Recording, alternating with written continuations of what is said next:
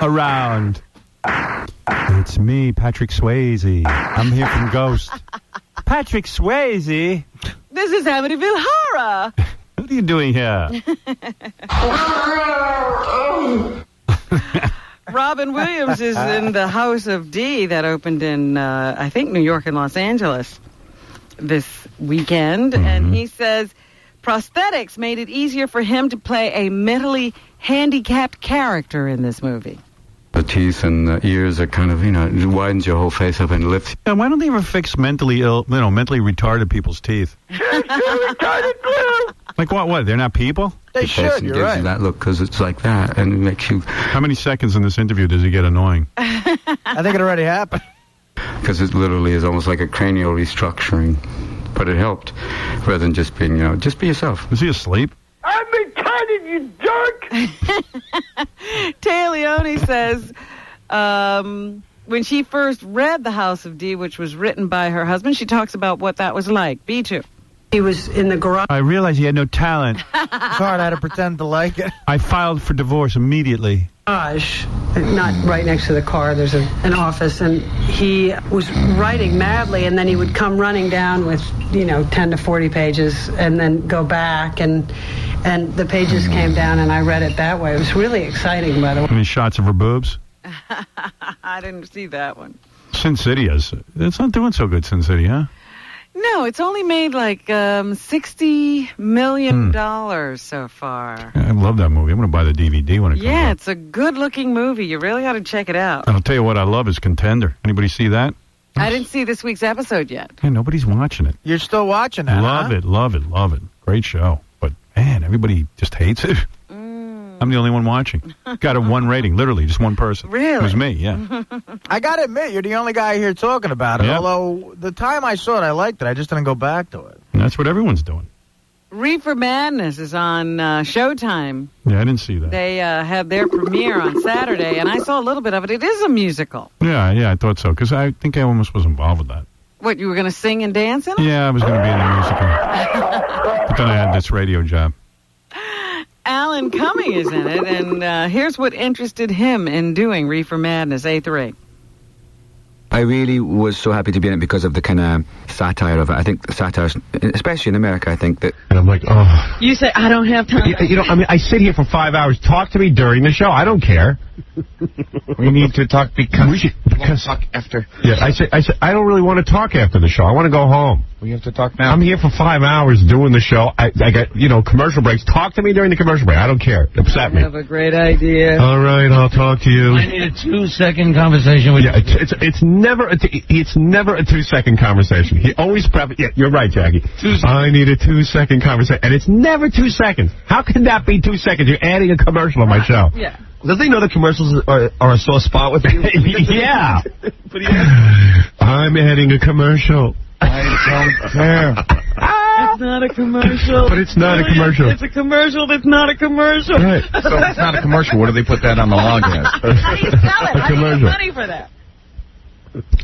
The only way to pay for security is if you add more commercials. What about the ones that run them? Charge more money for those. Charge a couple extra bucks for those. No. No. It's easier to add more. But he was so funny because it wasn't anything that he was doing. Yeah. It's not a sponsorship. It's not a commercial. Yeah. It's just Paul Turner saying brought to you. But mix it in with the other 3,000. It's enough. It's enough. Stop the bleeding. Right in the intro. They gotta have some integrity. I think most people would just go, yeah, sure. Who cares? Why not? Everything will be brought to you by. Anything for a security guy. I'm going to start talking now. That's brought to you by. No, we have security people throughout the building, but evidently it's my job to raise money for them. The company doesn't buy anything. No. We have to supply everything for ourselves. What do you think? God. This is a great idea. No, it's not. Another bad idea. Your safety is important to us. Make a few extra bucks. Yeah. Yeah, we'll pay for safety if you put in another commercial. Let's clutter the show up more. It's not cluttered enough. We're trying to entertain people, so we try to write an entertaining opening to the National Enquirer game. Let's put a commercial in. Let's make it not entertaining. We're protecting you with a wall of commercials. During the show, during the show, there's always some intrigue going on. And I didn't talk about it yesterday on the show because I just needed time to calm down. You should have seen your face. I was watching the whole dynamic. No. You were, like... your head was about to explode. Yeah, I sit there and I rub my head and I go, I don't believe I'm in another dumb conversation. And 2 seconds. He never knows how irritating he is. Yeah, I wish he wouldn't have to talk to me about it. I wish he'd call my agent. I tell him, call my agent. Don't clutter my mind up with your crap. And then I'll discuss it with my agent. Robin and I knew that your head was about to explode, though. Yeah, no, he doesn't know it. He starts leaning further over the console. Because it doesn't matter to him what I feel. It doesn't matter. I'm not a human being. Howard. No. It's not another commercial. It's not. Because you're like, oh, Tom, it's another commercial. It'll only be 2 seconds. Tom, so charge more money for the present commercials and raise money. No. But this is just a sponsorship. I know. Crazy. I'm crazy. I wonder how long ago he thought of that idea, and whether it took him like a couple of weeks to work. No, he doesn't get that I'm a human being with feelings. It's just unfathomable to him. It's always like you don't understand. Right. I'm stupid. All right, I got to take a break. Money has to come from somewhere. And usually it's from this show. It's not coming out of my pocket. Yeah. How about another show? Add something to another show and pay for this. It doesn't have to come directly from me. Show. It's out of the time we get to talk. Oh. It's always coming out of the time. Let's slice more of the time you talk. Do it. How about like during the afternoon show? Who's on in the afternoon? During the Will Penn-Darby show. Spots or something. And pay for it that way. There's a whole other 20 hours. You know what? We can pay for that security guard from the Will Penn-Darby show. Right. I mean, or the top 5 countdowns. The Bob and Slappy show. I don't care which show it comes out of. We do like top 5 countdowns in the afternoon. We should just sponsor that. Yeah, I know. Yeah, sponsor the top 5 countdowns. Why does it? In other words, if I need a security guy, why does it have to come out? Because it's for you. Right. It's for me. You have to suffer for it. Right. So there's another way to just clog up and clutter the program. Doug, you're on the air. You can't talk. Hey, Howard. Yeah. Why don't we have your bowel movement sponsored by Dial a Mattress, and then Robin's period. Wait a second, you're onto something. Campex people. Yeah, because that wouldn't cost. That would be funny. And all right, I'll suggest that to Tom. Hey, Tom. Okay. We tried that once. We made. In fact, we should play this going into the commercials. So funny. One time we had Gary call Bucky, one of our sales guys. He's like the top sales guy, and say, "Gee, do you think that you can get someone to sponsor Howard's bowel movements?" It started off with burps, farts. And Bucky was like, "I think we can do it." In a second. In a second, I could sell that to my computer guys. Did you ever hear that tape? I heard it. You did, yeah. Okay. Yeah, definitely, I did. All right. I've been listening for 17, 18 years. All right, thanks, man. You want to play that going into the break? I'm going to find it in the book. Oh, all right. I may have it for you out. He'll read it to you. You're going to find it in the book. Yeah, you don't have to find it. It's all right. All right, if you find it real quick. I don't want to press you. I'm doing the best I can, man. No, I know that. I know you are. All right. Listen, let's take a break. We'll hear that some other time. Can we sponsor Fred looking for the commercial? Can we get Fred another? All right, we're going to be back. You know what? Never mind, Tom. Let's move on. But you know what the funny thing was? You said, at the time, I'm really not into it. And then he kept going. Well, no, you don't understand. It's well, that's my thing, because he then starts leaning further over the console, because you start backing away. He's going to use, he's going to use all his sales technique on You know who he is? You ever see Dagwood and the salesman gets his foot in the door? Right. Yeah. Oh. And then it becomes this tug of war. And once I say I don't think I'm into it, he doesn't give up. He doesn't get it. And then I start rubbing my head and like moaning, and he still doesn't give up. The conversation is now 25 minutes. He could sell ice in the winter. Well, you have to relent, because he won't take a no. Take no. He's a rabid wolf. He's right behind that no is a yes. No is a yes. Yes is a no. Obvious, too, because you fill your face full of food and put your nose right to what you're reading. Right. And it's all the way down. It's like it's so obvious you don't want to be bothered. Right. And then he starts pulling on the hair, and Tom is still talking. Yeah. Are you listening? Anyway, we got to take a break. We'll be back right after these words. And now, here's OJ's good buddy, Robert Shapiro, and nobody's buddy, Stuttering John. Robert, would you let your daughter date OJ? Robert? I'm sorry? Would you let your daughter date OJ? I don't have a daughter. Well, if you did? Come on, Robert, what's the matter? You can talk to us? Come on, Robert. Robert, will you be getting any other murderers off in the near future? Mr. Shapiro, did you ever find lost objects in your eyebrows? Robert, do you ever slip and call O.J. murderer? Mr. Shapiro, how did it feel working alongside a murderer and an adulterous lawyer who allegedly beat his wife?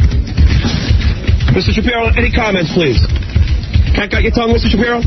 Mr. Shapiro, did Marsha Clark ever come on to you like she came on to Johnny Cochran? Mr. Shapiro, please comment. Mr. Shapiro, can you explain how the LAPD manufactured the alleged phony evidence? Mr. Shapiro, because you hired Johnny Cochran, who played the race card, you personally feel responsible for O.J. being free. Mr. Shapiro, being hated and ostracized, was it worth it for a few shekels? Mr. Shapiro, please. Mr. Shapiro, would you have represented Hitler for the right price? Please comment, Mr. Shapiro. Mr. Shapiro, how much did you pay Mark Furman? Yeah. Okay. Take care, Mr. Shapiro.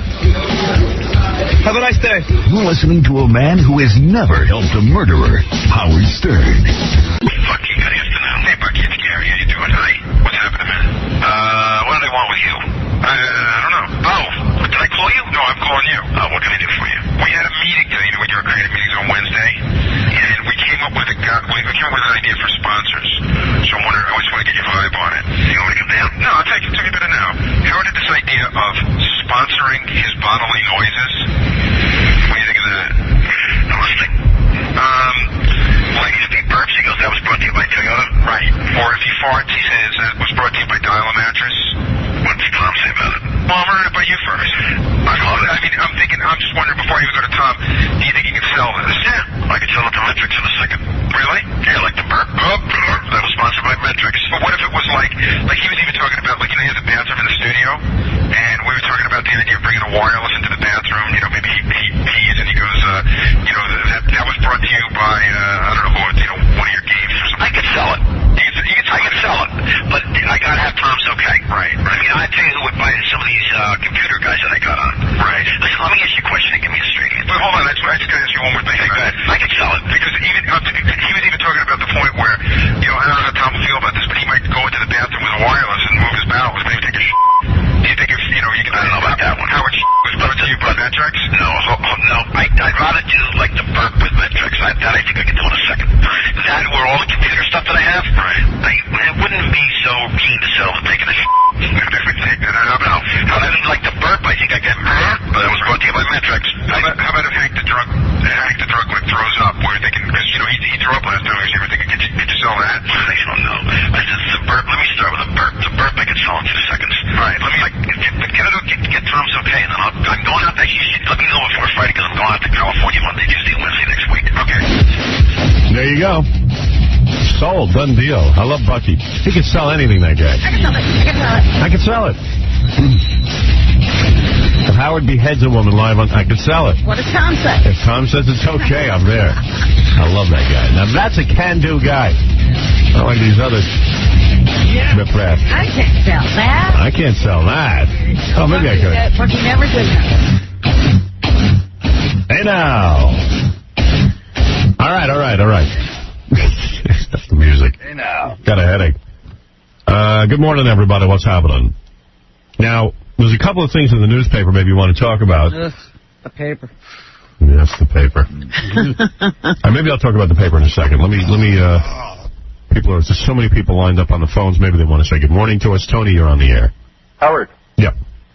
I wanted to know what you thought of the verdict in the Diallo trial. Oh, the Diallo trial. Right. And wait a minute. I'm not done. All right. I'm asking you that because I know you were very vocal when the O.J. Simpson verdict came down. Yes. I haven't heard you on the Diallo trial, so I was wondering what you think.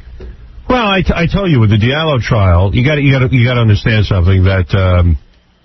Have you heard that terrible joke going around, Robin? What is the terrible joke? Knock, knock. Who's there? Amadou.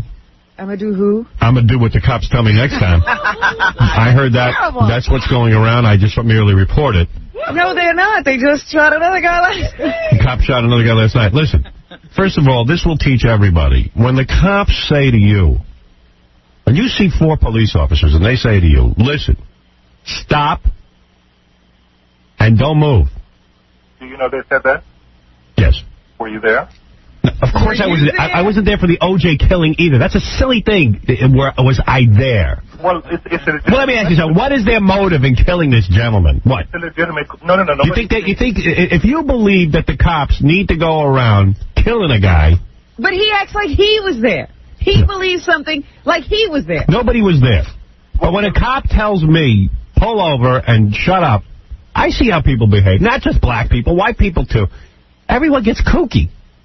You gotta stand there. These are just guys who, they're civil servants. It just so happens that they're the cops. But they're just, let me tell you what a cop is looking for out of life. He's got a simple job. He doesn't make a lot of money. He wants to do 20 years and retire. That's what they want to do.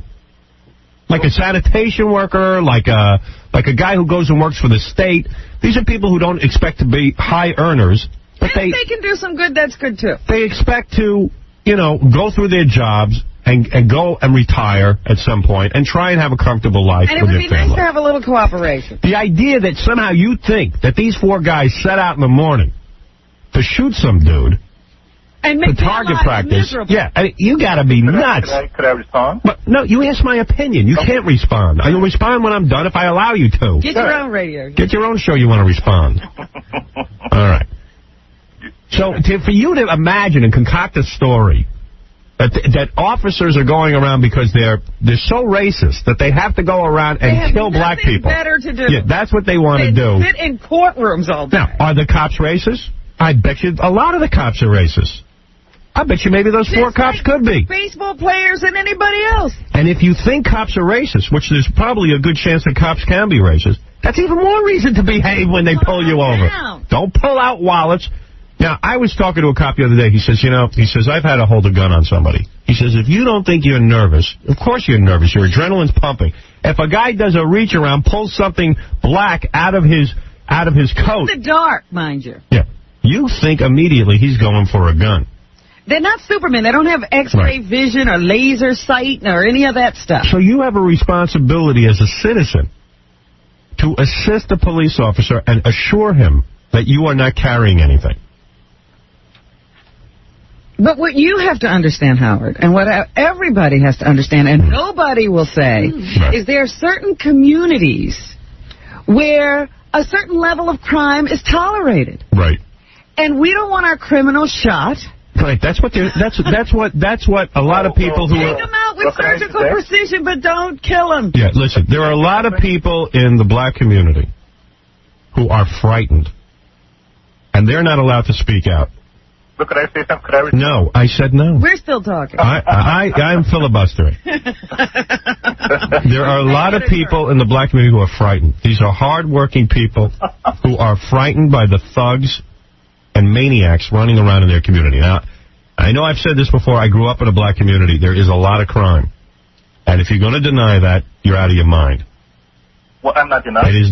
There's a lot of crime because of economic reasons. There are people growing up in broken homes and poor. They don't have a lot of support system. But I can't go into why there's a lot of crime, but there is. And cops are constantly being called in. And if the cops don't show up, they're yelled at. If they show up, they're yelled at. Now, last night there was another shooting. I don't know if you know about this. Yes, I do. Okay. A cop shot a guy. A guy had heroin on him. Well, do you understand what happened in this one? It was a struggle. They actually apprehended 3 people. Right. And they were, up against the wall, and they were doing the cuffing thing and the whole thing. Right. And one guy bolted. Right. Now, there was a chase, and it looked like the guy might have been going for something, but he knew he was dealing with police officers. Right. He was only going to be arrested if he had just stood there. Right. But he decided to run. And then it looked like he was taking out something. Shots were fired, and he was killed. Right. This time, the shooting cop was an Hispanic cop. Right. Thank God. Because then it won't be so racial. But immediately, there were crowds on the street, and people were throwing things at the police officers. And one of the things I heard one of the protesters saying was, so what that he had a criminal past? A lot of our kids have criminal past. Right. Yeah. So, in other words, you can't have it both ways. You can't have people fighting crime and people running from the cops. There's consequences. So what is the answer in last night's shooting? Sit still. Get arrested. So what? The last time this guy was arrested was for the Amadou Diallo protest. He was out there protesting. Well, of course. Police because it's work-related. Yeah, I said he had a vested interest. Right.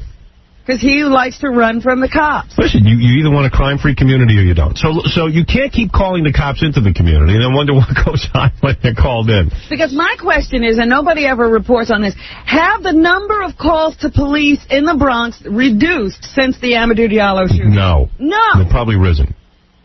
I don't know for sure. I don't know for sure either, but I doubt that there's been a decrease in calls. So, again, and you're right, sir. I'm going to tell you something. When a white cop comes up to a black man, he has racist thoughts many times. Yes, you're absolutely right. You're not going to cure racism. But how racist is it that this is a high-crime neighborhood that may be a criminal? Right. But the fact of the matter is, if you know that, and black people are very aware that white people are racist, behave even better, not worse. You know, people are now saying they want the right to run from police. Right. You can't. You don't have the right to run from the police. You want to have that right, move to, I don't know, Iraq. Or wherever they have that. You can't run in Iraq. Well, wherever it is that you can. Can I respond, Howard? Yes. Now you can respond. Thank you. And do it quickly, not in a verbose way. This response will have no bearing on what we've just said. We will have made no sense to him. Because you guys went from Amadou Diallo to what happened last night. I'm not really... I'm giving you a way to live. Sir, you a black man? Yes, I am. When the cops pull you over, which they will. They have. Of course they have. They have. Of course they have. Okay. We told you they have. I've been pulled over. And if you don't be quiet, I might have to shoot you. He acts like you've never been pulled over. Right. I've been pulled over. We've all been pulled over. I have long hair. I get pulled over all the time. Listen to me. Yes. They think I'm a big, ugly girl. And they arrest you. Right. Listen to me. Yes. When the cops pull you over, yes, you said, hello, officer. What should I do now? All right. That makes you a pussy, right? That's funny. Oh, hey, man, I'm going to teach that man a lesson. Guy's got a firearm. Yeah. You say, hello, officer. What did I do wrong? How can I help you? How can I assist you? And then he'll say, listen, you are a suspected heroin addict or something. I don't know what he's going to suspect you of. You probably get suspected of everything with your behavior. And then he'll say, yes, officer, okay. Do you need to arrest me? Yes, okay. Put out your hands. That's it. Don't sit and argue with the guy. You're going to sit and argue with a guy, especially if you think he's a racist? Can I respond, Bill? And then you break into Old Man Ribber. Now stop. Old Man Ribber. Hey, somebody will shoot you for that. Stop that. So that's how you are to behave. All right. Well, now I know that. I didn't know it before. Yeah. I know that's not being a tough guy like you see in the movies. Not standing up. You're not being, you're not standing up to the man. But you'll be alive. Stand up later in court. Right. Well, can I say something now? Yes. Okay. I heard you mention when you were responding that somehow or the other people don't want their criminals killed. By the way, remember that this isn't Meet the Press. I do a comedy show. Right, okay. All right, so please... You say how we got to the points right away. Right, get to the point. We don't really get to the point right away. You were filibustering for the last few minutes. Said. You know what the problem is? You know what the problem is? You really don't have a point. You have nothing to say. You have nothing to say. You know I'm right. It doesn't mean that because black people... We know that there are criminals in our community. I tell you that there are criminals in our community. And sometimes I'm afraid of them. Yes. But when we call the cops, it doesn't mean that the cops, somehow or the other, people think that African Americans can make the difference, can determine the difference between... Do you know the cops have a big problem in the black community that a lot of times they... Listen to me. It's obvious that they do. A lot of times the cops will say, have you seen anything? To citizens who are hardworking people, they'll say, did you see anything? Did you see the criminal? Can you identify them? And a lot of times they will not identify. They protect the criminal. There's a mentality in the black community. Why should the community cooperate with the set of police? Well, then have criminals living among you. Trying to help what? They're trying to help you get rid of them. You call the police and then you don't want to cooperate. That's the weirdest thing I've ever heard. It's strange. Why do you call police then? Why do you want people to help you? Look, that's their job. Oh, you want them to... And they would do it by themselves. You're not necessarily saying that... So by magic, since they can't have a camera everywhere, as you say, gee, you weren't there. Psychic and no. The police have always relied on citizens to help them identify criminals. I wouldn't have a problem with the police. All right, goodbye. The police were... This is silly. It's the police. It's the police. It's the police. Stop being so involved with the police. Fix the police. Fix the police. Fix yourself. Don't fix the police. Make it so It when... reminds me of a case a few years ago where I think Queen Latifah's car was stolen. Right. And this guy knew that one of his relatives had stolen a car. Right. Didn't say anything. Right. When he found out it was Queen Latifah's car, Yeah. he said, you know what? I'm turning him in. Right. It wasn't a stolen car that made him turn. No, it was Queen Latifah's. Queen Latifah. He Yeah. shouldn't have stolen Queen Latifah's car. Right. Mike, go ahead. Yeah, how you doing, Howard? I worked in the South Bronx for the last 18 years. I'm on the job. Yeah. And this guy sounds, he's just looking for a beef on the phone. If you No, that guy is looking for a beating. There are certain guys out there who deserve a beating. You know that. Now, the guy who was just on the phone deserves a beating from the cops. You know that. But you know, you also Officer. have to understand that people in the Bronx obviously love to protest. Officer. This is the truth, though, Howard. All these people protesting deserve a beating. Anybody who has free time to protest deserves a beating. They love to protest. I'm sick of it. If these guys are just polite, they'll get over for 99% of the stuff. Of course. You'd let a guy go if he said, can I help you, officer? Right. Exactly. Hey, listen, Howard, you're doing a great job. Thank you, Eddie. You know, I can't explain it any more simply than that. I said to, there was once a woman who was talking to me. She was black, and she lived in an integrated building in New York. And one day, one of the neighbors called the police and said, I have been robbed. Okay? Now, her 20-something-year-old son, just at the time the police came, he didn't know what was going on in the building, but just at the time the police came, her 20-year-old son came running down the stairs. Yeah. The police are entering the building. Right. There's a black man running down the stairs. Don't run. But you could be running down the stairs just because you're trying to get the door or something.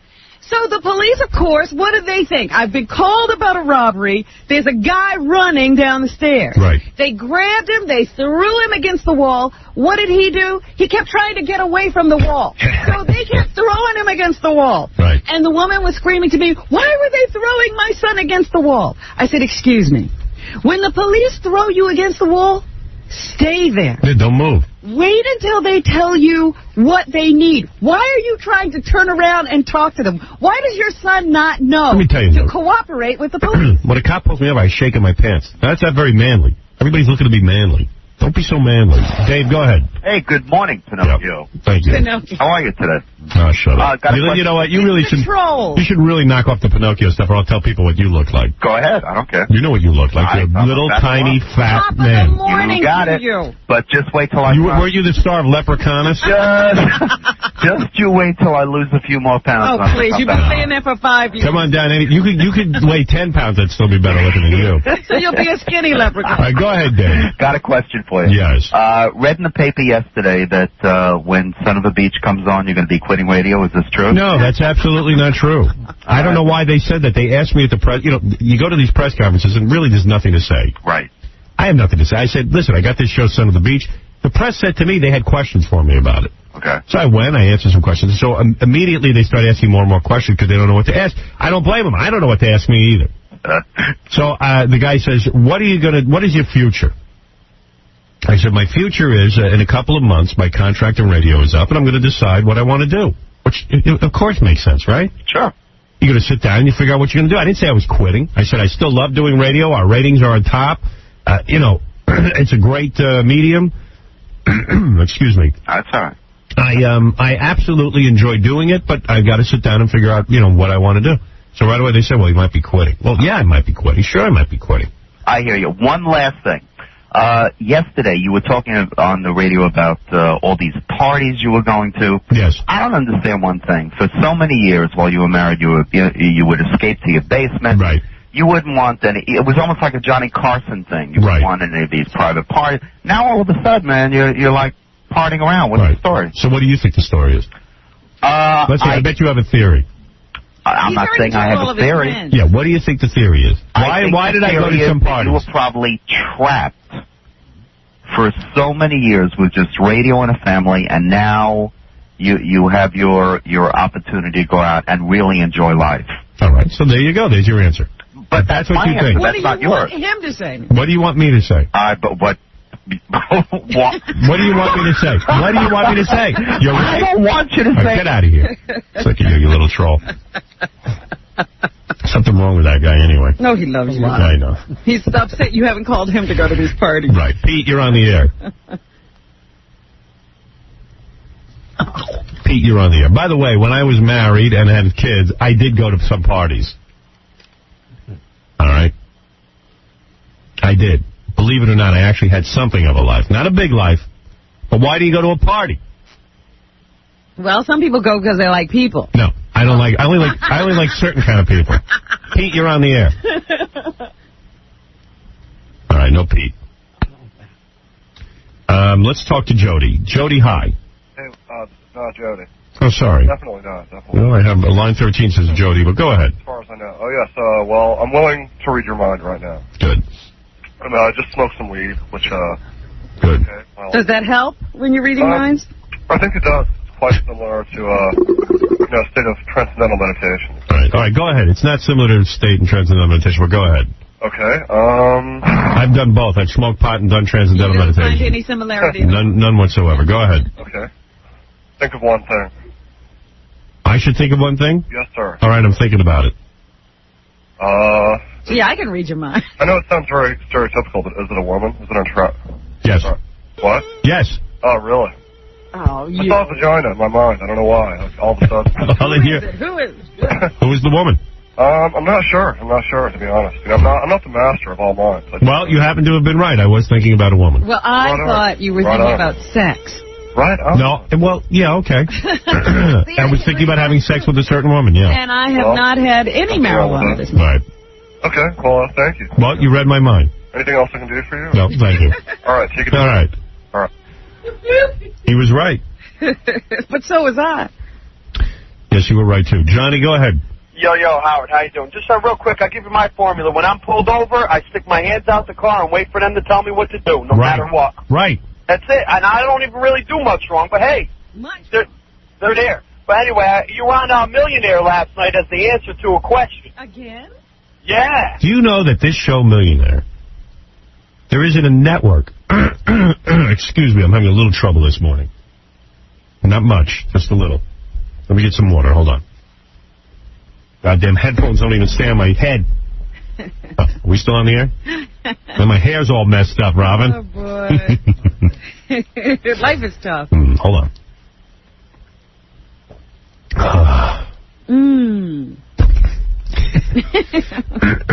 Being human sucks. That drink was sponsored by Metrex. Yeah. Tom would love you. They try to squeeze everything out of you, man. It's unbelievable. This show, Millionaire, is unbelievable. That every network wishes they had this show, and I'll tell you why. Not only is it #1 in the ratings, but it is such a cash cow, you would not believe it. Now, I'll give you the math, all right, because I'm a broadcaster.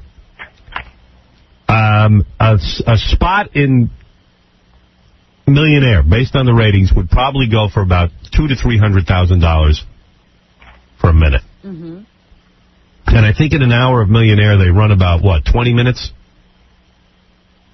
Probably. Yeah, about 20. It's 18 to 20 minutes. You can stretch it to 20 on a show like that, on a game show. Jackie, do the math. 20 times $300,000. That's about, $6 million? $6 million. Okay. Each show. So if you run the show 3 times a week, you've got $18 million. Now you say, okay, what are the costs on a game show? Very little. Let's say they give away an average of $200,000 a show. Some shows they give away $1 million, very rarely. Some shows they give away $100, $1,000. Sometimes, let's say they give away $50,000. Who knows? But the average amount of money on each show is $200,000. And let's say, I think that's even high. Okay, I'm going high. Yeah. Let's say Regis Philbin, who is now in contract negotiation, give him what he's asking for. Give him the top dollar. $200,000 an episode is what he's looking But for. right now he only gets $100,000. Right, so double his salary. Let's be generous, because who knows, maybe he's part of the equation. So now you spent $400,000 a show, and also it costs money to produce the show. Being a producer, I'm going to be very generous and say I'm going to give him $500,000 a show budget. Okay? Too much. Well, let me go with that. All right. So now I've racked up $900,000 in costs, and because I'm a dope, let's throw in another $100,000 just to be safe. So now you're at $1 million a show. So since they make $6 million a show, now you got $5 million profit. Profit. What? You're not done yet, because I was looking at Entertainment Weekly yesterday. CD-ROM game, #2 game in the country. Okay, forget that. I'm just saying, just the TV show alone. We're in ABC. Right, the CD-ROM game, all that stuff is There's great. a book, there's a website, it all brings in money. Understood. Forget the money. I'm talking about just the television show. That's $5 million profit. You have no idea. That's $15 million a week. $15 million a week in pure profits. Times 50 weeks or whatever, how many weeks it's on. I'm sure there's a couple weeks it's not. Plus all 52 weeks, whatever you want to call it. Plus all the people it just brings to ABC. Right. Brings to the channel. And brings to all the other networks. You know that network television in general had been on the decline.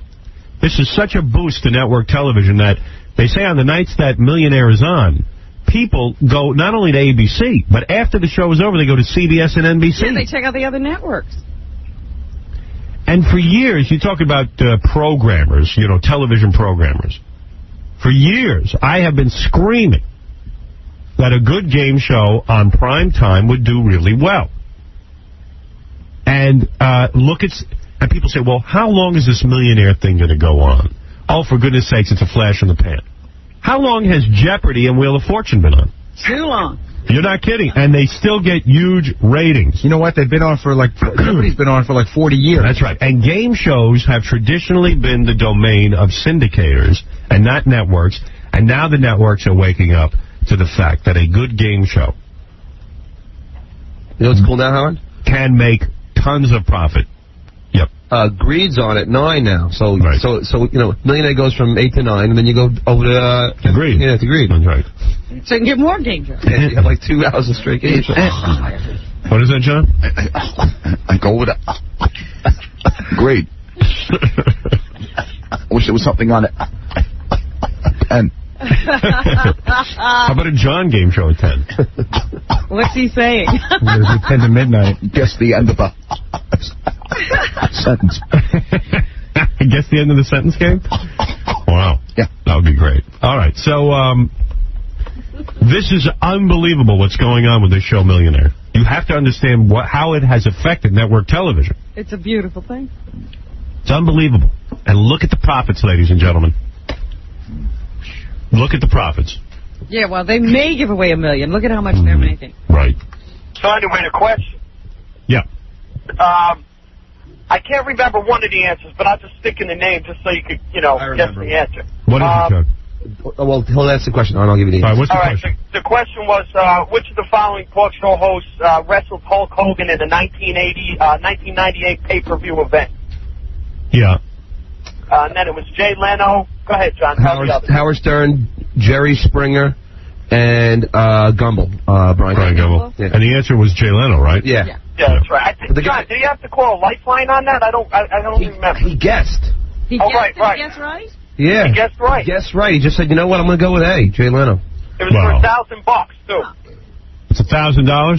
Yeah, $1,000 question. I've been on that Millionaire show a couple of times. Oh, you know what? I think he did call a lifeline, but the guy didn't know either, I think. So the guy didn't know either? Yeah. Well, I hate it when they use a lifeline for a $1,000 question. Yeah. I saw a guy use a lifeline for a $200 question. So you're kidding. Some of those questions are... Some of them I didn't know. It was like one of those children's book things. I was like, I don't know it either. No, they're never going to make it to any kind of money when they're using it for a $200. I saw one, Howard. What ingredient goes into silver to make it sterling silver? What is it? It's either platinum, copper, iron, or nickel, or something like that. Or copper, iron, or nickel. No, platinum, iron, copper. I don't know. What's the answer? Who cares? Copper. But I mean, I don't know. That was like a I wouldn't go on that show. I can't even get through the test question where they ask you to put things in line. Well, have you ever seen somebody ask the audience their opinion and the audience be wrong? Yeah. Does that happen a lot? It doesn't happen a lot. It just happened. What was the question? I have never seen that. Because I don't watch it that much. But you know what happens a lot of times? Sometimes the audience is confused and they get some answers almost, it's like a 50-50 split. Right. So then you're really up S Creek. I saw one person use 2 lifelines on one question. First, they used the 50-50 to eliminate 2 of the answers, and then they went to an audience poll. Yeah, I've seen that. Yeah, no, I saw that. Just leave. You know, actually, go home. There was a question where a guy couldn't get it, and he used every lifeline, and the question was in Indiana Jones: The Last Crusade, what were they searching for? What were they searching for? It was either A, the Holy Grail, B, the Ark. I don't know. What was the Holy Grail, right? The Ark. No, the Holy Grail, the last one. Yeah, it was the Holy The Grail. first one was the Ark. Yeah. I never got that far. I wouldn't trust my own answers on anything. Yes, Tom Chiusano, you're on the air. Oh, no, it really is him. Yeah. Who sponsors this call? There's one other additional revenue stream there. Yeah. Every time they use AT&T for the Lifeline phone call, Yeah. You get I'm sure paid? they're paying for that. Absolutely. Right. Yes, because that's a sponsorship, not a commercial. Right. That's right. Thank you, Tom. My pleasure. He gets so mad when we When we goof on him. He gets mad at me. He'll go, man, you just keep piling on, man. Right. Well, don't listen to him. Pile on. Feel free. Since game shows are so popular, do you want to play a game that we came up with? A quiz? Oh, yeah. Yeah, go ahead. This is good. A trivia challenge for you, Robin and Howard. Okay. This is from a book called Yeah, but I know a lot of the answers already. Hot Young You Hollywood. already were given the answer? Because he throws the game at me. I got 100 questions. All right, go ahead. This is from a book called Hot Young Hollywood Trivia Challenge. This is all about the hot young actors of today. All right, go ahead. Okay. I'm going to give you a name. You got to tell me whether it's the person's real name or whether it's their stage name. Okay. Okay? James Vanderbeek. Stage name. Real name. That is his real name. Nev Campbell. Stage name. Real name. Howard is correct again. I'm going with stage name. Meg Ryan. Meg Ryan. Stage name. Stage name. You are both correct. Lou Diamond Phillips. Stage name. You know what's wrong with this game? You don't know what Meg Ryan's real name is. Yeah, I don't. Yeah, you don't But think we're getting the Okay, here we go. Lou Diamond Phillips. Lou Diamond Phillips. Stage name? Stage name. Stage name. Yeah. Okay. What? I can give you multiple choice in this, or you can just guess. Nobody looks at a baby and names him Lou Diamond. What is Winona Ryder's real last name? I know it's like Horowitz. No, that's exactly what it is. It's Is it? Yeah. Yeah. That sticks in my mind. Wow. Okay. Yeah.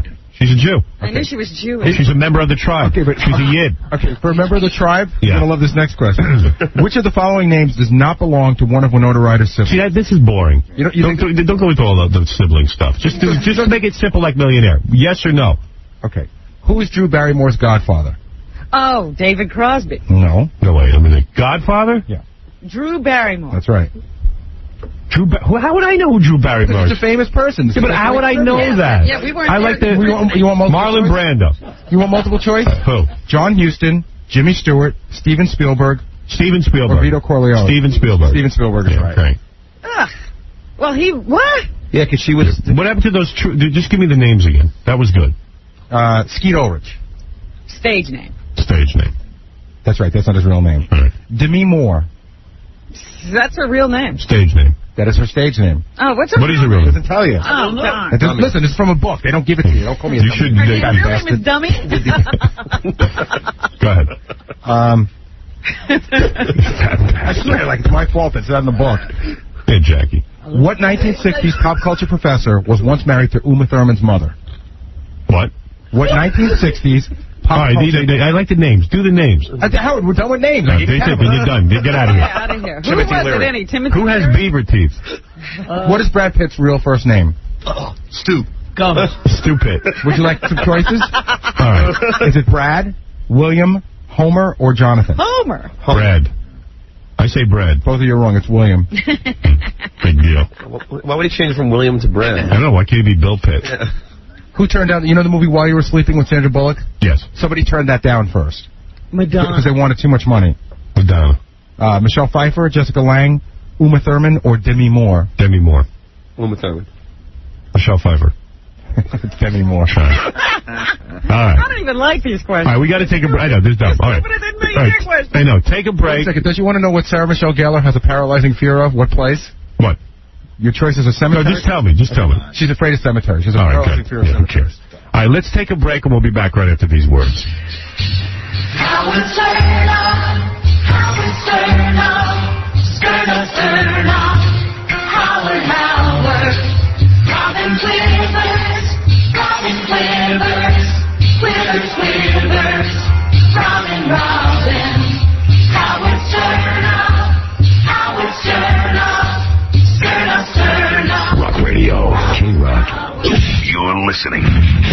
2,000 women calling a radio station for a husband. To the Howard Stern Show.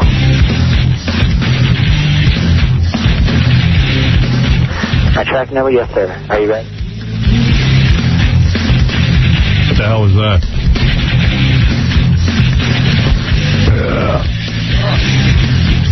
We have a couple of things to get through here. Gary Garver went out and did a bunch of goofy interviews with several people at the Grammys. Meant to play these yesterday, never got to them. This is Gary Garver with Jamie Foxx. Jamie Foxx is that black comedian. Yes, he has his own TV show, and he was in the Oliver Stone movie Any Given Sunday. You look good, man. Yeah, borrowed this from Elvis, you know what I'm saying? That raps out of Elvis' closet. How you celebrating Black History Month? I'm celebrating Black History Month, taking all my white girlfriends out to dinner in an urban setting. Hey, what do you think about white parents adopting children of color? I think it's great. Expand yourself, expand your mind. I think it's very neat. Why do you think there are so many Jews in the music business? I don't know. All my lawyers are Jewish, and I have a great relationship with them. Who has the largest ass in show business? The largest ass in show business has to go to Star Jones. Because it's all over. Do you ever fart on stage? Of course I do, but it's those silent killers. Who would you rather sleep with, Ellen DeGeneres or Whoopi Goldberg? I got a strange, passionate thing for Whoopi Goldberg. I lick her dreads.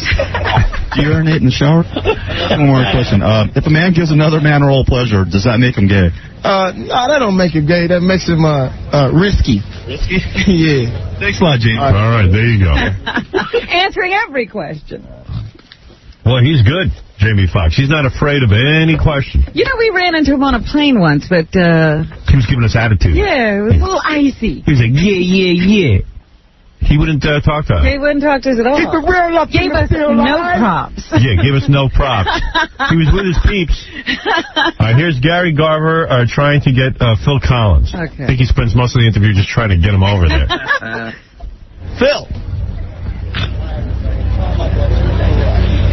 Phil, can I ask you a couple questions? 2 questions. Come on, Phil, please. Please? Television, darling. I know, but... Great shot. Thank you very much. Good question. Good question. One question. Wow. That's the best you can do. The one time you get and ask me a question, none of your business.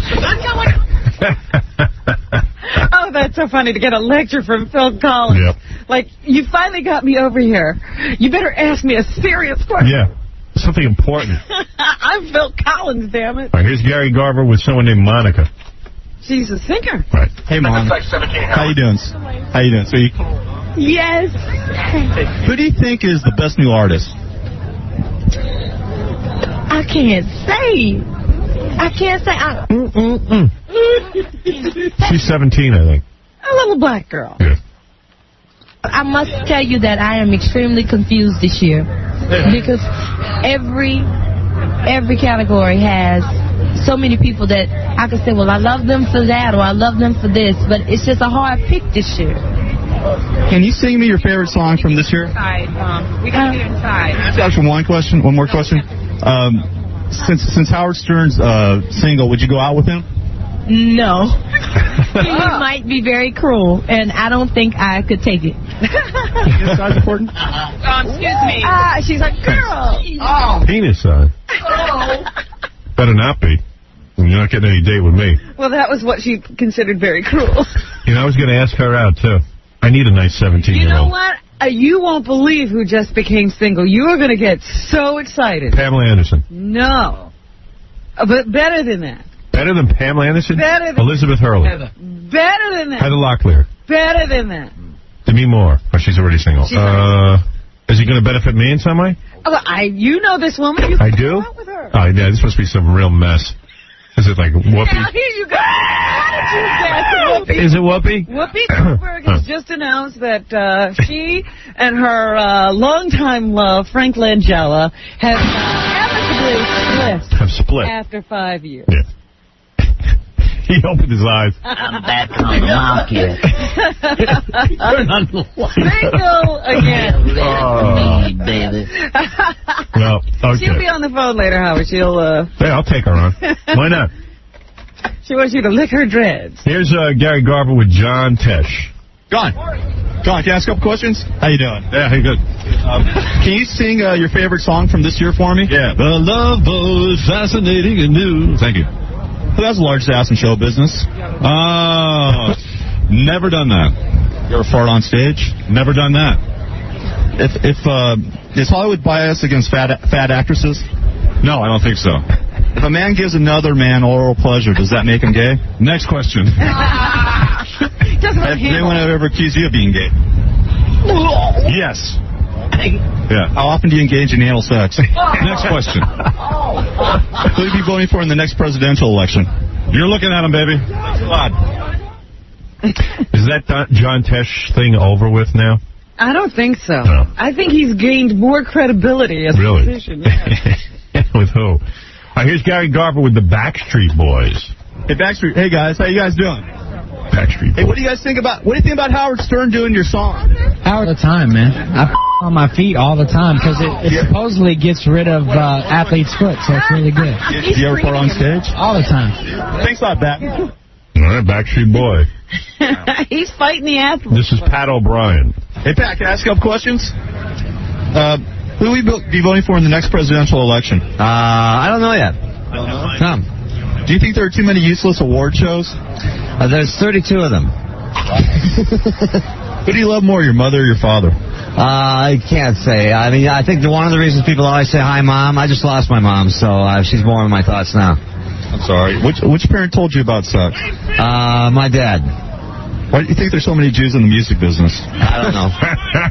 You ever fart on stage? Oh, come on. He came back and saw me at the Tonight Show. Pat O'Brien. He is on Access Hollywood. Yeah. People might not know. He came walking back there into my dressing room. I told him to get out. Really? Yeah, I didn't know who he was. I didn't realize who it was. And he said, no, Access Hollywood. Oh, okay. How you doing, Pat? What's up? Didn't he used to do sports? Sports, and then he got whisked away to Access Hollywood. Here's a touch-tone terrorist phony phone call. Hello. Hello. Customer service. May I help you? Yes, sir. I was calling. I had ordered a package to who specifically stated that they used to deliver. Yes. And as it turns out, now tomorrow's Robert's birthday. I had How would I mean? What are your tracking number? my track number. Yes, sir. Are you ready?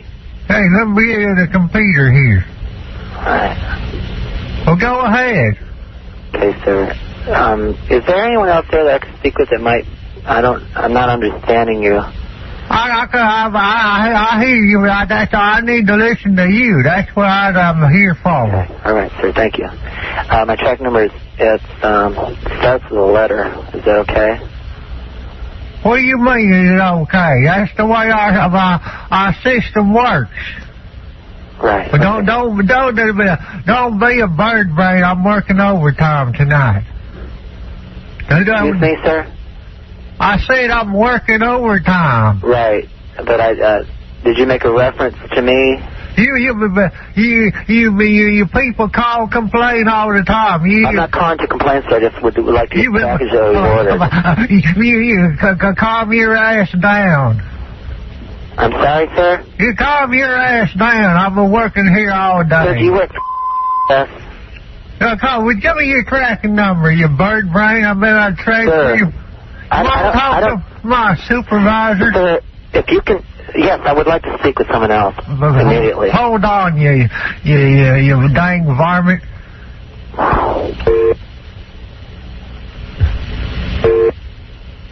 Customer service is Willie. Excuse me? I said, it's Willie. Can I help you? Yes, sir. Yes, sir. Thank you. I was about to give my tracking number. I just got me talking to Jim Bob. He said you were giving him a hard time. No, sir. I'm not trying to give anybody a hard time. I'm just trying to get our package. My friend's birthday is tomorrow. We ordered the package in plenty of time to receive it. What'd you send him? It's a personalized item. Hold on a minute. Let me ask, did you specificate the correct zip code on there? Pardon? You specificate the correct zip code. Yes, sir. 4443336. You got the right damn zip code on it then. Pardon me? I just want to make sure I'm asking if y'all put the right zip code on there, because all you people all call up complaining, and y'all forget to put the right zip code on there. It ain't our fault if y'all put the wrong zip code on there. You know what I'm saying? Sir, is this What the hell are you talking about, you jive turkey? I come down there, I stick a chicken fried drumstick up your mama booty. Sir, I'd like to see you try that. This is ridiculous. Is this You being a jive turkey, don't hold on a minute. Yo, brother, I got this jive turkey on the phone giving us a hard time. I'm sick and tired of dealing with these idiots. What should I tell them? You want to talk to this jive turkey, brother? All right. Sir, maybe I should just call back during different... Do you work just a night shift or something? Yeah, of course. I work the night shift. I got to listen to you people calling up. I'll call you back worse than my old This is ridiculous. I've never experienced anything like this in my life. Yeah, you a job turkey. Why don't you go shit with someone else? I love that. Touchstone Terrorist, for information on them, call 1-888-44-PRANK if you want more of their work. And they're good. I love a phony phone call. You know, it's funny. There's a woman on the phone, and I was thinking about this show. I want to marry a multimillionaire. Yes. And Fox Television put on a show. I think everybody knows about it now. Yeah, you'd have to have lived in a hole. And let me tell you something. This was a great show. 23 million people watched it. Right. It was great. It was great drama. It really was. I mean, you watch this show. You enjoyed it. Yes. I know people who called people to get them to watch the show as it went along. It was a 2-hour special, and it increased in ratings throughout the entire 2 hours, and it was because people kept calling their friends saying, you got to see it. It's a great show. And what kills me is that Fox Television put on a great show, and now they're saying they don't want anything to do with the show. They're never going to do it again. In fact, they were supposed to rerun it, and they bailed on the rerun because I don't know why. Embarrassed. Because now they're saying, well, you know, the guy who was a millionaire turns out maybe wasn't a millionaire. It seems like, none of it was true. Yeah, to say, you know, but who cares? Who cares? I want to watch it. It's a show. And they should rerun it, and they should do it again. I said that here you have this ratings cash cow, and you can't put it on? That's so sad. But it's funny. Here's a woman who... You were a contestant on Marry a Multimillionaire, right? Yes. Yeah, you were one of the... You were one of a finalist? You were one of the women who did not get chosen. Right. And it's funny how... I'm a lucky loser. It's funny how they're, you know, investigating this guy, and they're investigating the woman who won. But what about all of these women... What made you do this? Who didn't win? I mean, what about them? What about all these women? Would you really have married this guy? Me? Yeah. Personally, no. But then why did you do the show? Well, I was doing the show because someone in the production had referred me and really wanted me to do it and just go with it and have fun.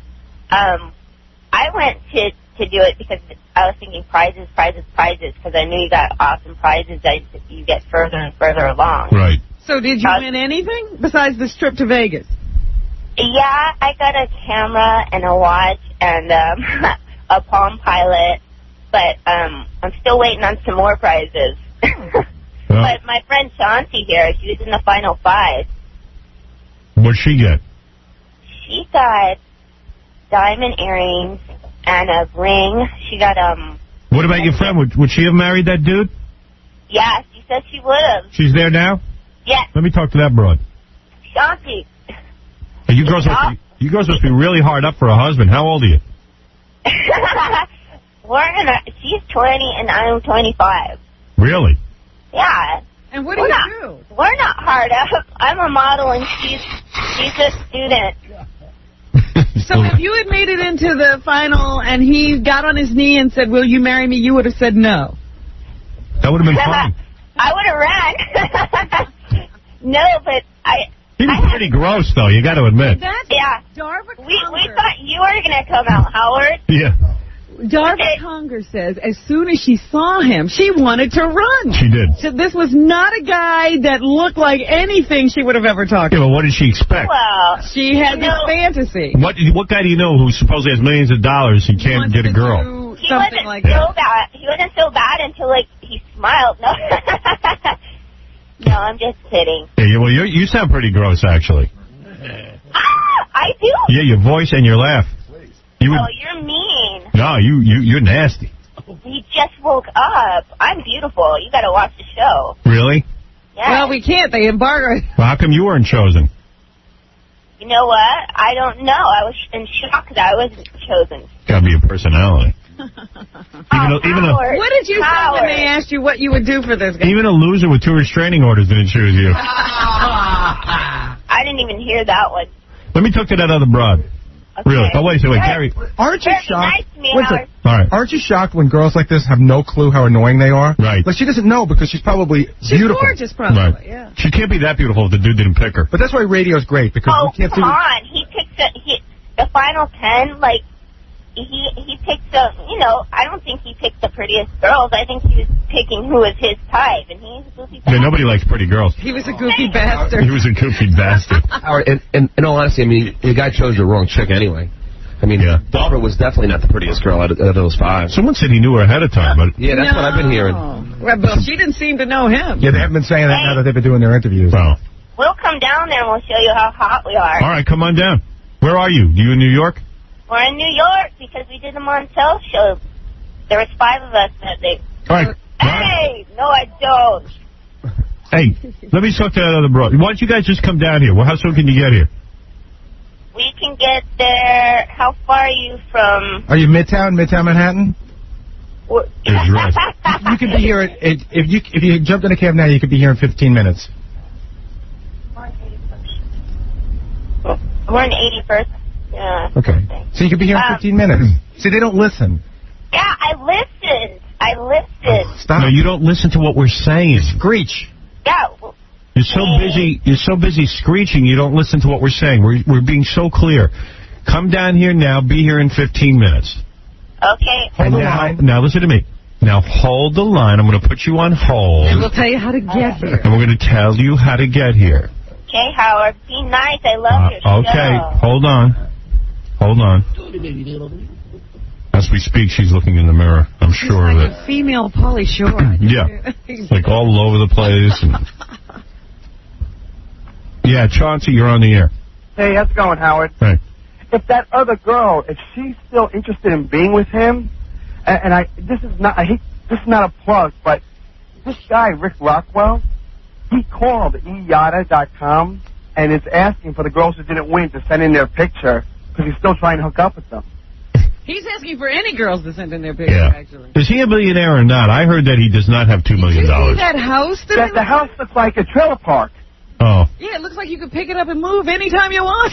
So how come, didn't they investigate whether or not he was a millionaire? Yes, they did. Apparently, he sold a bunch of property. But it sounds like he's a guy who may or may not have money, depending on what's going on, because he had a $500,000 home that he sold, and one of his friends said that it sounded like he couldn't afford to keep it up. Right. So who knows what's going on with that But you really can't blame him, can you?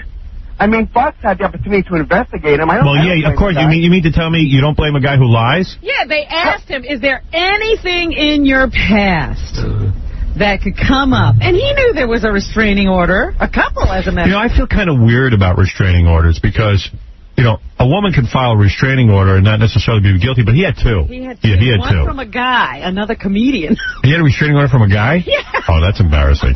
No wonder he didn't bring that up. Yeah, I have to stay away from a guy. Stay away. 500 feet.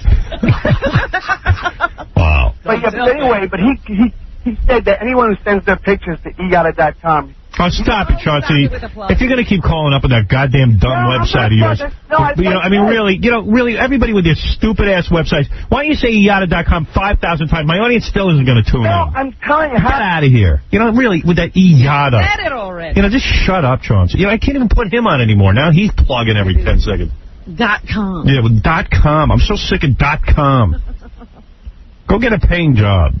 I like the guy, and he's got to come on here every minute with eyada.com. It's like, no one's tuning in. You know what eyada.com is? It's a bunch of radio guys who all got fired from their radio jobs, and now they're trying to start a radio station on the Internet. Good luck. People listen to the radio in their cars. Who's going to sit there, listen on their computer to the radio? Computer in the car. Yeah, I'm going to drag my laptop. Come on. How much trouble I got to go through to get on the radio? Police. I want to just turn the goddamn thing on and hear a few songs. What it is? Radio was too easy. Yeah. I want to put some obstacles in my way. I'm on the internet all the time. These guys have radio stations on the internet. You tune in, and what they do is it's an excuse to play a lot of bad music. Yeah, because you can't get that on the radio. Yeah, and then the guy comes on and goes, we play reggae music. You can't get that on regular radio. Yeah, you know why? Because I can't stand it. I'm not a Jamaican. Yeah, I don't want to listen to reggae. Reggae music. You know, Caribbean sounds. You know, I hate Caribbean sounds. There's a reason you don't hear that on the radio. Nobody likes it. The all blue station. Yeah. Da-da-da-da-da. You listen to our station. We play good music. By the way, Steve Kingston wants me to remind you of that. We do play good music the rest of the day. I love this station. I listen. Yep. They play some good tunes. I haven't listened lately because my apartment, the radio reception isn't that good. You're in New York. You can't hear anything. Yeah, well, I'm going to hang an antenna on my window. I'm going to put an antenna on my head. There you go. I tell you, I use my cell phone now so much. I'm really nervous I'm going to get brain cancer. Why are you using it so much more than you did before? Because, you know, like I'm using it now, and I'm actually, like, on the road all the time, and this way I, you know, get my calls forwarded to my cell phone. So I'm using it a lot. I'm going to get brain cancer.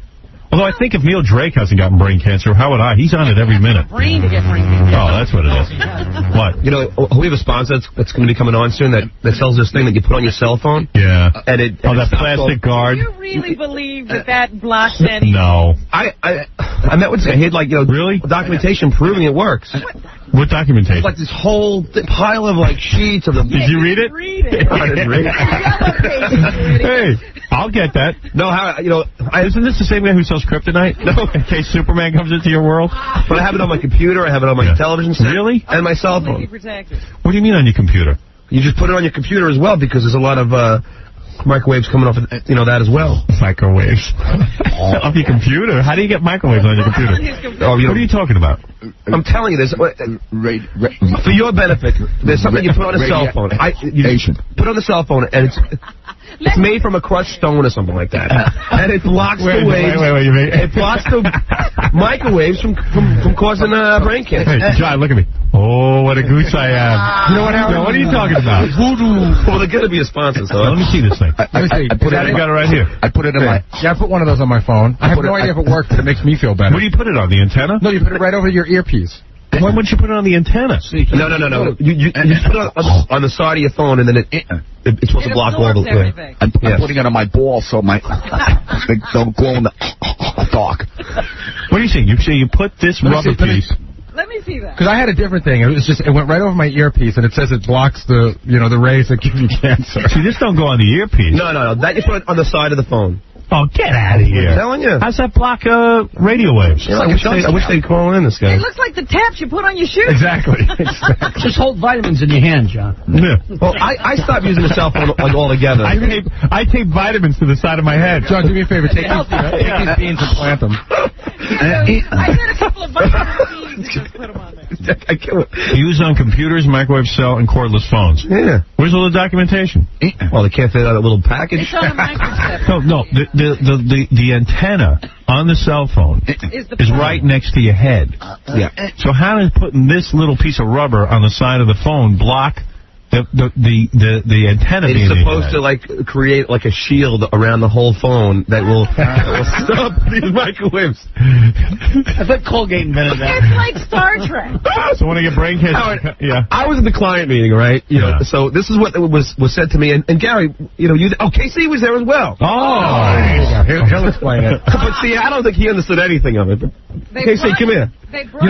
Howard, this is a piece of rubber. You know what's really funny? Like Kingston that works here, he's obsessed with the whole cancer thing. So every time I go in there, he tells me something new. Yeah. And I never know whether it's real or not. But one of the things he told me that's really bad, when you're on your cell phone, if you put your finger on the antenna, which I find I do a lot, the way you hold your phone, if your finger hits the antenna, that's really bad. That's like bringing cancer right to your head. and then he tells me, I go in there and he gives me documentation that there's certain phones that are worse than other phones. How's the Nokia? That's what I know. Nokia's the worst. The worst? Yeah. It's the worst. Yeah. I just switched to the StarTAC. The StarTAC was brain cancer? How did they know that already? I don't know. I didn't even know because of this documentation that he showed me in KC. That I don't remember. Yeah, Howard, did you see the documentation? I saw the documentation. What they do is, you see what they do is they take this crushed, like it's like a super rock type thing. Well, let him talk. Let him talk. It's like some kind of super rock. Where does it come from? From Superman.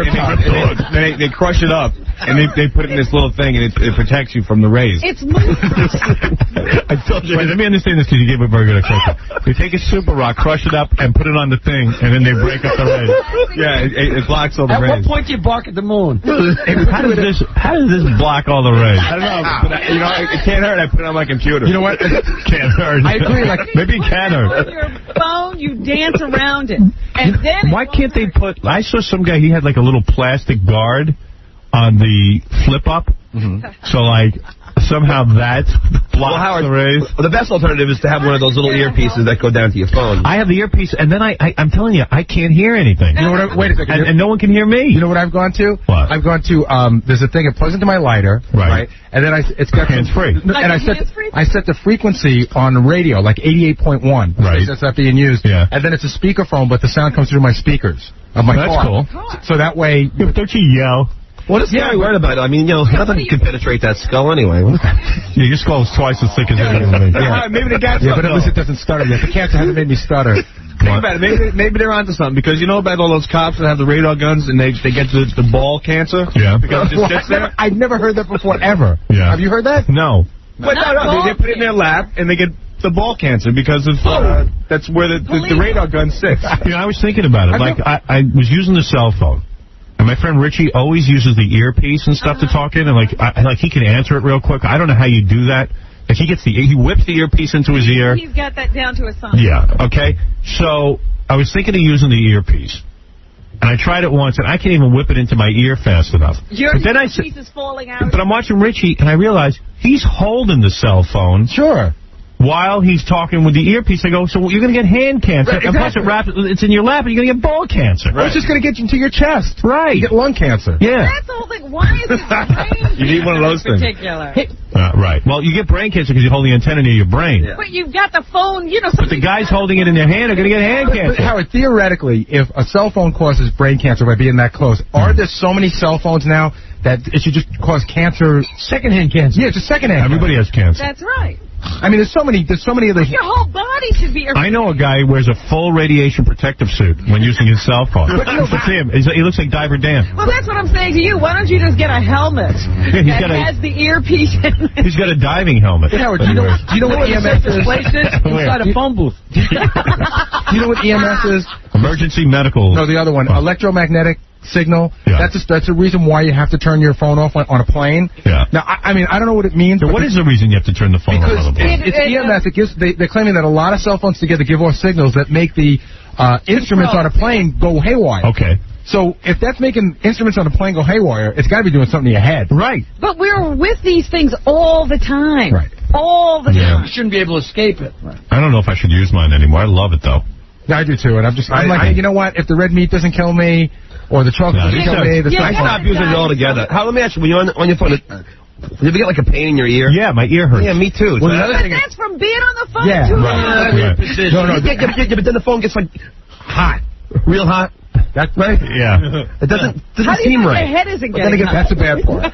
Yeah. Have you ever seen the phone get hot? Yeah. My ear, Jackie, nobody cares about you. my ears get real hot. Invest in them when you're so cheap. Jackie's waiting to see if they work out. Yeah. Yeah, you'll all be dead of cancer. Yeah, Who are you talking and you'll about? have your extra 50 cents a month, and you'll be alive. How do you get angry so fast? Because we doing a Gary Yeah, impression. he doesn't even know. He doesn't. Thumbs up.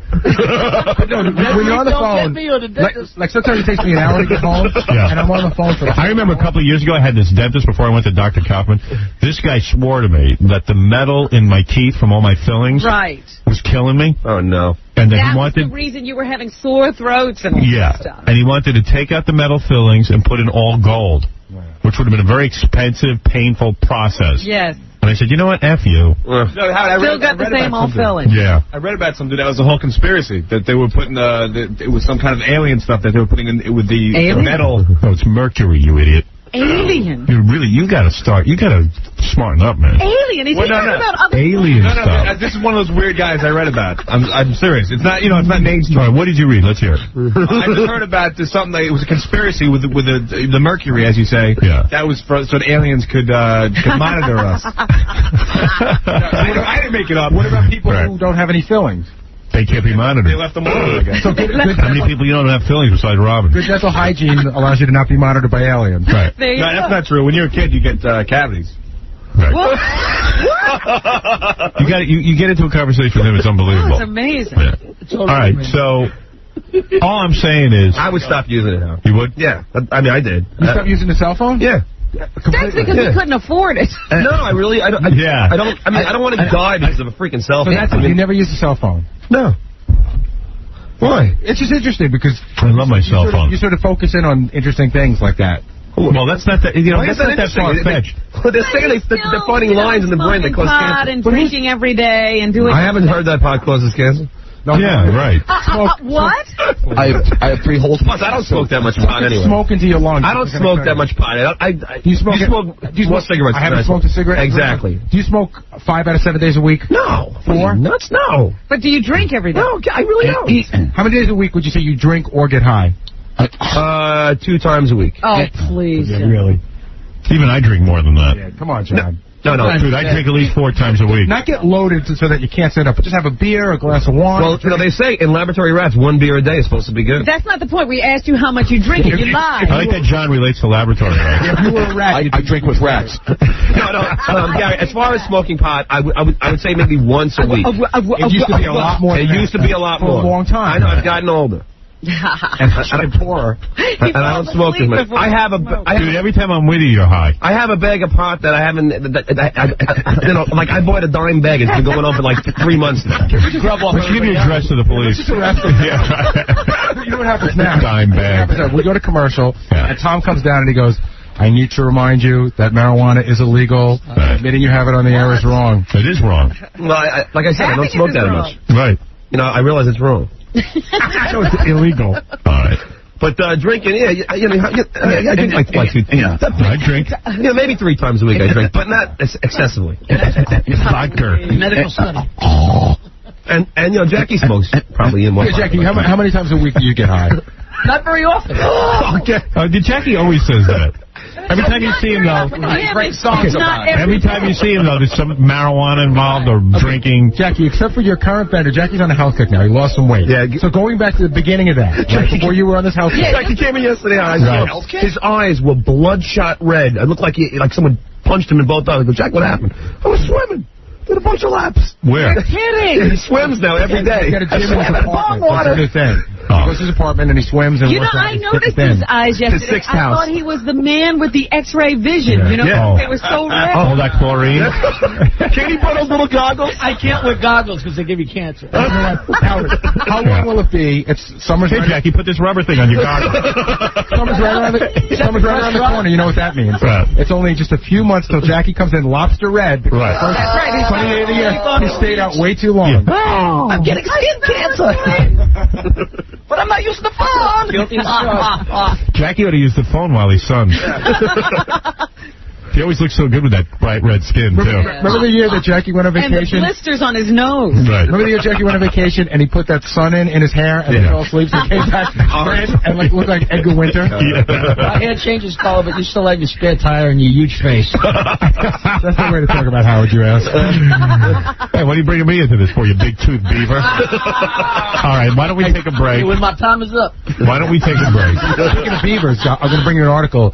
The people at Beaver College are mad at you. Why? They say you make fun of their school too much, you and Letterman, and they're thinking about changing the name. Really? A big vote. All right, let me read that. Idea for them. Big vote. There are 2,800 people voting. Beaver College. I don't even think I've ever made fun of Beaver College. Maybe once. Yeah. I mean, who cares? When it came up in the news. Why don't they change it to Snatch University?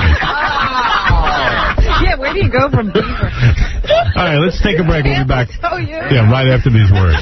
The Stern Show. Hi, my name is Kendra Jade. I'm the porn star that's had sex with Fat Ganji, Terry Springer, a 70-year-old British judge who was on Viagra, and countless others. But now I'm going to Las Vegas to be a whore. I'm moving on up. Well, we're moving on now. I'm on a career roll. Have vagina, will travel. And here's my mentor, Howard Stern. Who was that? Kendra Jade. Oh, Kendra Jade. And by the way, we'll be playing another edition of Butt Billionaire. Yes, where you can win Kendra's butt, which is unreal. We had the audition yesterday? Yeah. We got some good guys playing. A lot of great guys coming down to play. Everyone is excited. So try and win a shot at Kendra J's bad side. Yes. And by the way, in just a couple of minutes, we'll be meeting a CP comic. Hey now. That's right. Hey now. Comedian Chris. How do you say his last name? Chris Fonseca, who is a comedian who has cerebral palsy. I always try to give these guys a shot. I've yet to find a CP comic who's funny. Yeah. But it could happen. Yeah, I mean, I feel bad for the guy. I want to give him a shot. Yeah. You know what else I can't understand? There's all those post office shootings. Because you think as slow as postal workers are, there would be time to call the police?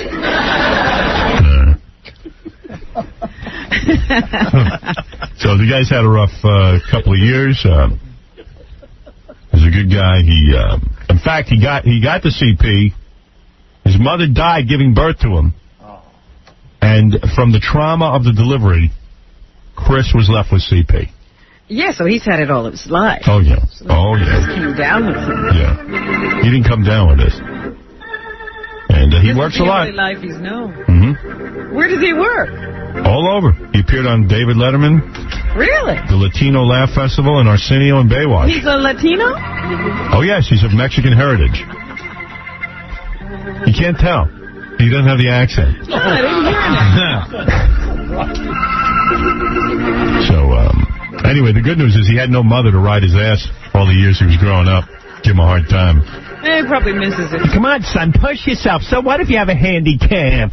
Thinks that he missed something. Right. I finally got caught up on The Sopranos. It's such a good show. I really enjoyed it. And I'll tell you who's a good actor. Is this guy who plays... I don't even know his character's name. I don't know any of the characters. Christopher, yeah. I was telling Gary. Great. Imperiello or something. Christopher, he's good. He's real good. Boy, did you see him in that acting class? He was great. That was the best. Wow, he was very good. He's very good. He's funny. He's very good. He's very good. You are very good. And also, everybody's good. Not everybody, but most are good. Who's not good? I don't want to say. Not everybody's that good. It was funny seeing Sandra Bernhard and Janine Garofalo. Yeah, they were in it. That was funny. That was good. That was good. They got some good ideas. You are very good. Some good ideas. People effectively. Eileen, you're on the air. Oh, hi. Howard? Quickly, honey. Excuse me? Quickly. Okay, I'm calling to tell you that I thought you might get a kick out of the fact that you're praised in the Black Flame, which is the Journal of the Church of Satan. What? Yes, it's the International Forum of the Church of Satan. It's a journal. You know, God, I would be such a great caller. I would call a radio show. Huh? See if I can find my megaphone. I am always amazed how people have marbles in their mouth. Marbles? And the reason I'm a success is that I can communicate. You can speak clearly. I can communicate effectively. The people call me I just was calling to say that in the Black magazine. You don't have to listen to it if you don't want to. If you don't want to. We would love to listen. Here's how I would call if I was your girl. Hi. You know, recently I was reading a magazine devoted to Satanism, and they praised you. Boom, and I'd be done. Yeah, you'd be interested. You go, wow, what was that? Yeah. Well, I'm not a professional. Not professional. You're a human being. Yeah. You've been speaking since you were what? 2? No, 1? maybe not. Maybe she started late. It's like amazing that nobody. You know, wouldn't you want to perfect your way of communicating somewhat? Don't you find that most people have? I don't understand where you're going, so I'll just. No. I want to help you. No. You fascinate me. Please stay with me. Wouldn't you want to? Did you find that a lot of people have trouble understanding you? No. Then you must hang around with people similar to you. But she wouldn't know that they aren't understanding. The phone. You don't find that people are always like, what? What? No, I don't. Really? I mean, it's just amazing. Is this better? Yeah, that's better. Okay, now I'm on a grounded phone. Oh, I see. You switched phones. I thought you hung up. I was going to say that's much better. That was very clear. All right, now explain to me, you read a satanic magazine. I subscribed to it. Yes. Are you a Satanist? What, pardon me? I said, are you a Satanist? I'm a member, yes. Yeah, all right. So you believe in Satan? No, it's not exactly like that, but I didn't call to explain that religion to you. I just thought you might get a kick out of it. What this guy said about you under Satanic Cinema. All right, what did the man say about me? He praises you as the leading radio comedian of today, and that you are cherished by Satanists because you perform the function of being society's jester. All right, well, thank you. Well, okay, I just... Thank you. That, you know, officially the Antichrist. Yeah, all right. All hail Satan. Oh. So silly to believe in Satan. So silly to believe in any of these supernatural things. Satan, God. Everybody's got bubba mices. Get out of here. I know he was. I just want to call in and say What? Jesus, learn to talk. Get the hell out of my life. Who needs you? Beat it. Leave me alone. Because you find a lot of these people don't want to move their lips. Satan took her brain. All right. Now, in the newspaper today, I tell you, I couldn't believe it. I was reading the front page, and right away I was interested. It says, actress accuses Bill Cosby of sex attack. Did you see that? Oh, yeah. I love that. Because I know he's got problems with me that I'm... Something's wrong with you. Something's wrong with me. I've never sexually attacked anyone. Although, who knows what this is? You never know, because it seems very confused in the article. A stunning actress. She is stunning. She is. Her in there, she's beautiful. Gorgeous black woman. A stunning actress who asked Bill Cosby for career advice accused the comedy legend of hanky-panky after the two dined alone at his swank Eastside townhouse, law enforcement sources said yesterday. Now that I even found very strange. Look, as a married guy, you think he'd... Yeah, why does he have to eat with her at the house alone? Maybe he wasn't up to anything. You know, let's not take her word for it. But he doesn't deny eating at the house alone. No, that he doesn't. That's amazing. Lachelle Covington. Lachelle? Yeah, Lachelle. It's Lachelle. Lachelle? What is that? What is going on? You read on, it's very funny. In the black community, Lachelle. Lachelle Covington, 20. Isn't it Michelle? It's Michelle, but we got Lachelle. All right. Lachelle Covington, 20, who has appeared on Cosby's CBS TV show, filed a police report saying the beloved comedian, not by me, the beloved comedian put her hand under his T-shirt and guided it south toward his sweatpants. And the reason for it is the best. You got to read. But Covington said she pulled her hand away, and that and that was the end of it. She told Cosby she was leaving, and he said, that's fine. Cops consulted the Manhattan District Attorney's Office and decided no crime had been committed because until the very moment Covington pulled her hand away, all actions had been consensual. Well, my question is, why if you were in that situation and then Bill Cosby put his hand your hand under his shirt and then moved it down and you pulled away and said no and he said, okay, fine, would you call the police? Well, that's the weird thing. Cosby says the cops haven't been called, but the girl says they have. The cops absolutely had been called because they said they went to the DA and no crime had been committed. All right. Cops, yeah, why would you go to the police? In other words, he's not trying to force you to do anything. Cops consulted, maybe she wanted to know if a crime had been committed. She was consulted. Yeah, right. Cops consulted the Manhattan District Attorney's Office and decided no crime had been committed. No one was really sure. To me, it kind of does sound like a crime was committed. Let me put you in the situation. You go to somebody's house. Go ahead. All right? You're having a little dinner. Good. And then, they say, let's dance. All right. And you're dancing with that person, and then all of a sudden, their hand slips to your butt. You take the hand and put it back up on your back. Well, this was a little different. Wait a minute. I'm just asking you. Yeah. And they say, okay, you don't want my hand on your butt anymore, so that's fine, and you go on. Is that a crime? Yes. No, of course not. No, that's not a crime. But what she's saying is... He put his hand... No, he took her hand. But she was being guided through something. She was agreeing. So he took her hand, put it under his shirt, and then started moving it down toward his pants. His sweatpants. Okay, wait a minute. Right. Then she pulls her hand away and says, no, I'm leaving. He says, okay, fine. Yeah, no crime has been committed. There is no crime. But she called the police. She was hoping maybe a crime was committed. All right. In the upcoming issue of the National Enquirer, they quote Covington's relatives saying Cosby went further, grabbing her breasts, trying to put his hand down her pants, and exposing himself, you see. But she didn't report that to the police. No. Bill Cosby scared her half to death, said Covington's grandfather, Charles Keinebrew, the Enquirer reports. And her father, Joe, told the newspaper Lachelle ran out of the house. She was traumatized and didn't even tell her mother for 2 days. Law enforcement sources say she never mentioned these details in her report. Right, see, that's what I'm saying.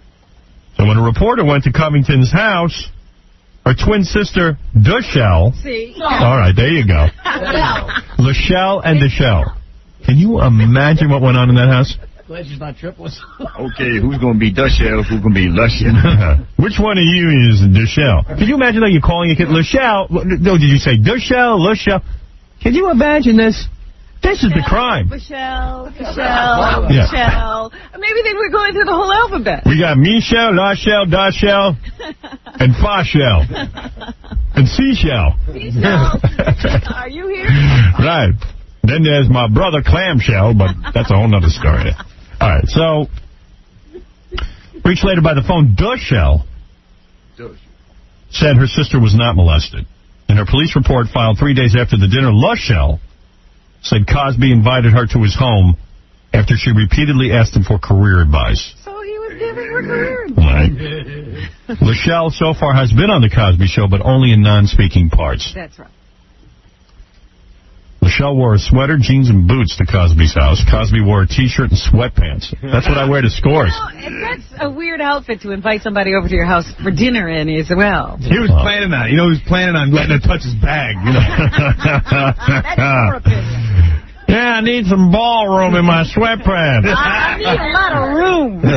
Are you Lachelle or Deshelle? Who cares? Just keep groping. After drinks and dinner, but Cosby, right in his own house, having drinks and dinner with a young girl. After drinks and dinner, Lachelle asked Cosby for career tips, and he told her, there isn't anything you can't do if you put your mind to it. See, that was the problem. She asked for career tips. Now put your hands on my The comedian said that when... I got a tip for you. Listen to this. This is a great line. The comedian said that when he wants to do deep thinking, he uses relaxation techniques. I wonder if he this is great. And to demonstrate, he came around behind her and began rubbing her head. Oh, man. Then he slid his hands down her arms, stopping at her buttocks. Now, how do you do that?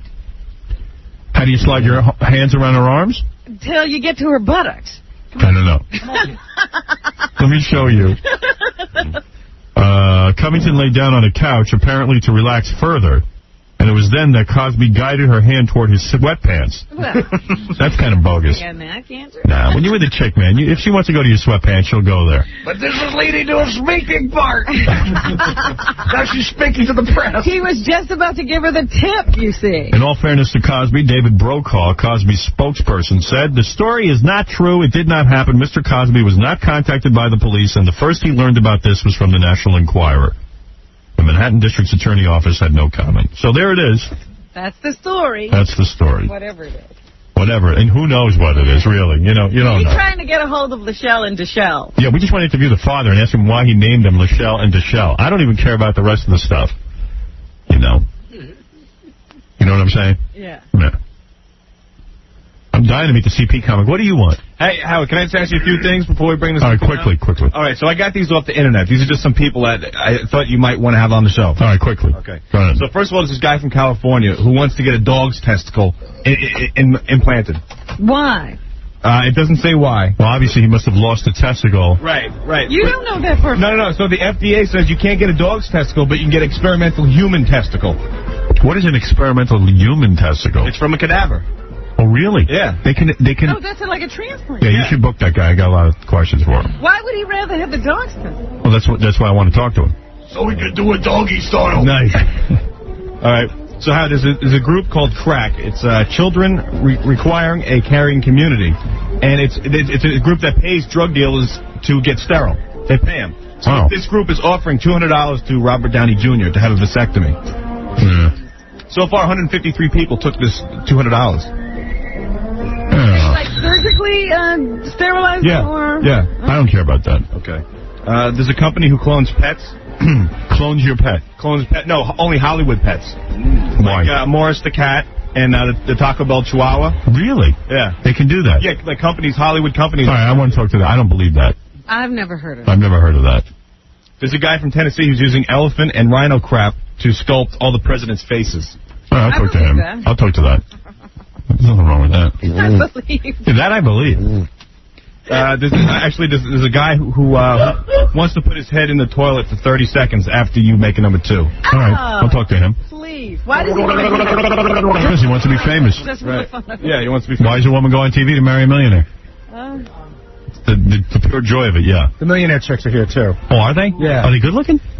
You know, yeah, they're... I mean, Wait a minute. Let us reserve judgment. Yeah, bring them in. Yeah, we need your opinion. You see these girls. These 2 girls were on that show. Who wants to... 4? Oh, great. 4 of them, and one of them, they say, was one of the finalists. I think all 4 of them might have been. No, because that girl we talked on the phone said she didn't get picked. Yeah.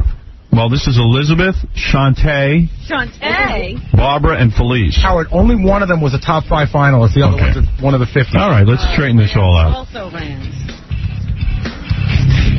The best thing about it is these girls never believed there was a marriage at the end of the show. Come on in, broads. Wow, attractive. I'll marry all you broads. Attractive. You'll marry every Not bad. I'll marry all 4 of them. Time to start the show. I would have picked these girls over that girl who won. Well, she was a pretty girl. She's all right. Did she have a good body, that one who won? Yes, size 0. Double 0. She's pretty. She what? Double 0. Double 0 what? In size. Pant size. Oh, really? She was thin? Very thin. Oh, okay. Very thin. 0 fat. Beautiful. 0 fat, absolutely. Let me go through you one at a time. Now, you're Elizabeth? Yes. Elizabeth, you're a good-looking woman. You can't get a man? No, I can get a man. Do you wanted a rich guy, though? It doesn't hurt. What I find amazing is in all the interviews I've read with all the women, because I'm even more fascinated by not the people who won, but by the women who played. You kind of felt that you would never marry the guy, like you were really not after marriage, or you were? I wasn't really. Be close to that microphone, will you? I don't want to miss a word. But the object of winning was I wasn't really that excited about getting married, but I was excited about being on a game show, being on TV, because I'm a model. It's like sending 10 million modeling cards. What kind of model are you? Do you model what, runway? Well, I just landed some jobs, actually, for runway. But what do you do? What do you primarily do? How do you make a living being a model? I did a CD cover for an upcoming all-girl band for Goddess. Yeah. And I did a 50s pinup calendar. I see. So that's how you make a living. You want to see it? 1 second. You make a living being a model. Right, model and actress. An actress. And you've acted in things? What have you acted in? I was a record company executive in The Learning Curve. And I'm also going to be in Bedazzled with Elizabeth Hurley coming up. Huh. So you've got a career. So you make a living? You're making a living off of all these projects? That's all I do, yeah. She was looking for exposure. Okay, so you can understand it from that standpoint. But if you had been picked, you would have had to marry the guy. No, I would have ran. Would you really have? Would you have and just that run? would have made for very good television, too. Right, so you knew ahead of time that you would run. Well, you know, they have this part in the Final 5 where they're in their wedding dresses. Are you the girl who called me? Yes. Oh, you are? Hey, when you look at you, you make a better presentation. Yeah, her voice doesn't bother you at all. No. Well, I got so excited when you got on the phone. I see you're good looking now. It went up a couple octaves. We just got We just woke up minutes ago. Yeah, I'm a lot dopier when I just wake up. So wait a second. We're hungover. And your name is Shantae? Shanti. Shanti, and you're a good looking girl, too. How old are you? I'm 20. You're 20 years old, and you would have married the guy. Yeah, we had to get married if we did the show if we got picked. You signed something. She got the closest, Howard. We wouldn't have necessarily stayed married. Right, but you would have married him. Yeah. You're an attractive woman. What do you do for a living? I'm a student right now. I just transferred from a school in Arkansas to California. Where do you go, Beaver College? What's your major? Yeah, what did you... I'm studying finance and economics. You study finance. Mm-hmm. So you would have managed this guy's millions. No, someday. Right. It's odd, too, that the guy that turns out now that they think that maybe he doesn't even have $1 million. No, he doesn't. I'll tell you. It's all in real estate. Really? Tied up in his whatever. Absolutely. It's $2 million in mortgage debt. So he's in the minus. That's what I believe. That was my impression. Right. So it's kind of like, who wants him without his millions? Who wants his $1 million in debt? No, well, you know. Shanti, were you hoping that you'll marry him and maybe actually fall in love if the guy was a millionaire and you were to be set for life? Is that what you were hoping for? I don't think any of us expected to get picked. We just had a great time down there. Everyone wanted to go to Vegas for a week. All expenses paid. We met a great group of girls. But it does seem sort of bizarre. Aren't you worried about other people who think that you're so desperate in a way to marry a guy with money? I don't care what other people think. Yeah, you want to know something? If they would have disclosed, if Jay Thomas would have said that we signed prenups, okay, then it would have changed the theme to the show. But the theme to the show was Who Wants to Marry a Multimillionaire? But they never said that we signed prenups. But wait a second. But still, you would have married a man, even though you would have had a prenup and you could have gotten out of it. Sound desperate. That with a prenup you're marrying. It almost sounds like I don't care who the man is. If he's got millions of dollars, I'll just marry the poor bastard anyway. Look, if there's a prenup, where's the money? Well, but wait. Get the grand prize. Can I say something? Yeah. Even at the end of the day, goof or no goof, you're married to a guy. Whether you sleep with them or anything. But does that mean you just don't care about marriage? Well, we do care. You would rather marry a stranger and be famous. No. Is what you're saying. We risked it. We were. You're basically doing it for the fame. You know what? Trusting the show's producers to find a good man. Right, exactly. Thank you. Ambitious. He was but what if you didn't? He was in his 30s. Hello. When we were told at the beginning about this, we were told that was going to be a fake marriage. But still, as a woman, as a thinking human being, why would you allow a producer to do an arranged marriage for you? In other words, are you so desperate to be seen on television? No, really, that's what it seems like the motivation. I think some women. You know what? Yes, sometimes I get desperate. You know, sometimes I feel I want to be married. Let me ask you something. If somebody said to me, listen, I know a great girl. She's a multimillionaire. She's gorgeous. She just wants a husband. I want you to marry her, sight unseen. I still would not do it. Well, it's more than that. Because women... We were 60 women. Some of the women have this knight in shining armor thing going on. Right. You're saying you could love anyone as long as he has money. No. That's what you're saying. There could be a I said some of the women have that. Be honest. You are saying as long as a guy has a lot of money, I can marry anyone. Let's be honest. No, we're not. No. Then how come you wouldn't? But you would consider it. Would you guys appear on a show called Who Wants to Marry a Garbage Man? No. Why? Because they're usually really hideous. What if he's a really nice guy? It depends what neighborhood he's working in. What if he's a really nice guy? Would you participate in Let me ask you something. I want to ask you something. Supermodel? Well, no. The fact of the matter is, no, I would not. Because I happen to think marriage is a little more important. And I'm not so desperate. In other words, nothing to do with desperate. I got into radio. I wanted to be known. But I wanted to be known for my comedy or whatever it is I do. You guys want to be known for marrying. Howard, I'm 34. I'm 34. All right. Hello. I'm Yeah. just like, hello. All right, you are Barbara. Get married. Barbara. And didn't you in particular hook up with the millionaire's friend after the program? I did. You did, because he's a millionaire, right? No, he's a nice guy. And he's a millionaire. All right. No, he's not a millionaire. He has no millionaire friends. Does he have less debt? The friend has less debt than the millionaire? Yes, he does. But why wouldn't you go on a show, Who Wants to Marry a Garbage Man? Because you want to marry a wealthy man. Because there's no such thing as a show like that. Try it. You would go on that. You never know. You'd want to marry a garbage man. You know what? We did it once, and that's it. It's too late. No garbage man here. Did your family say to you, my God, what is wrong with you? How did we raise you? Does marriage mean anything? My mom said I was crazy, but they all know that when I was born. Don't you think that people could end up thinking that don't you think people could come away with the impression that you are gold diggers? We didn't get Not with a prenup.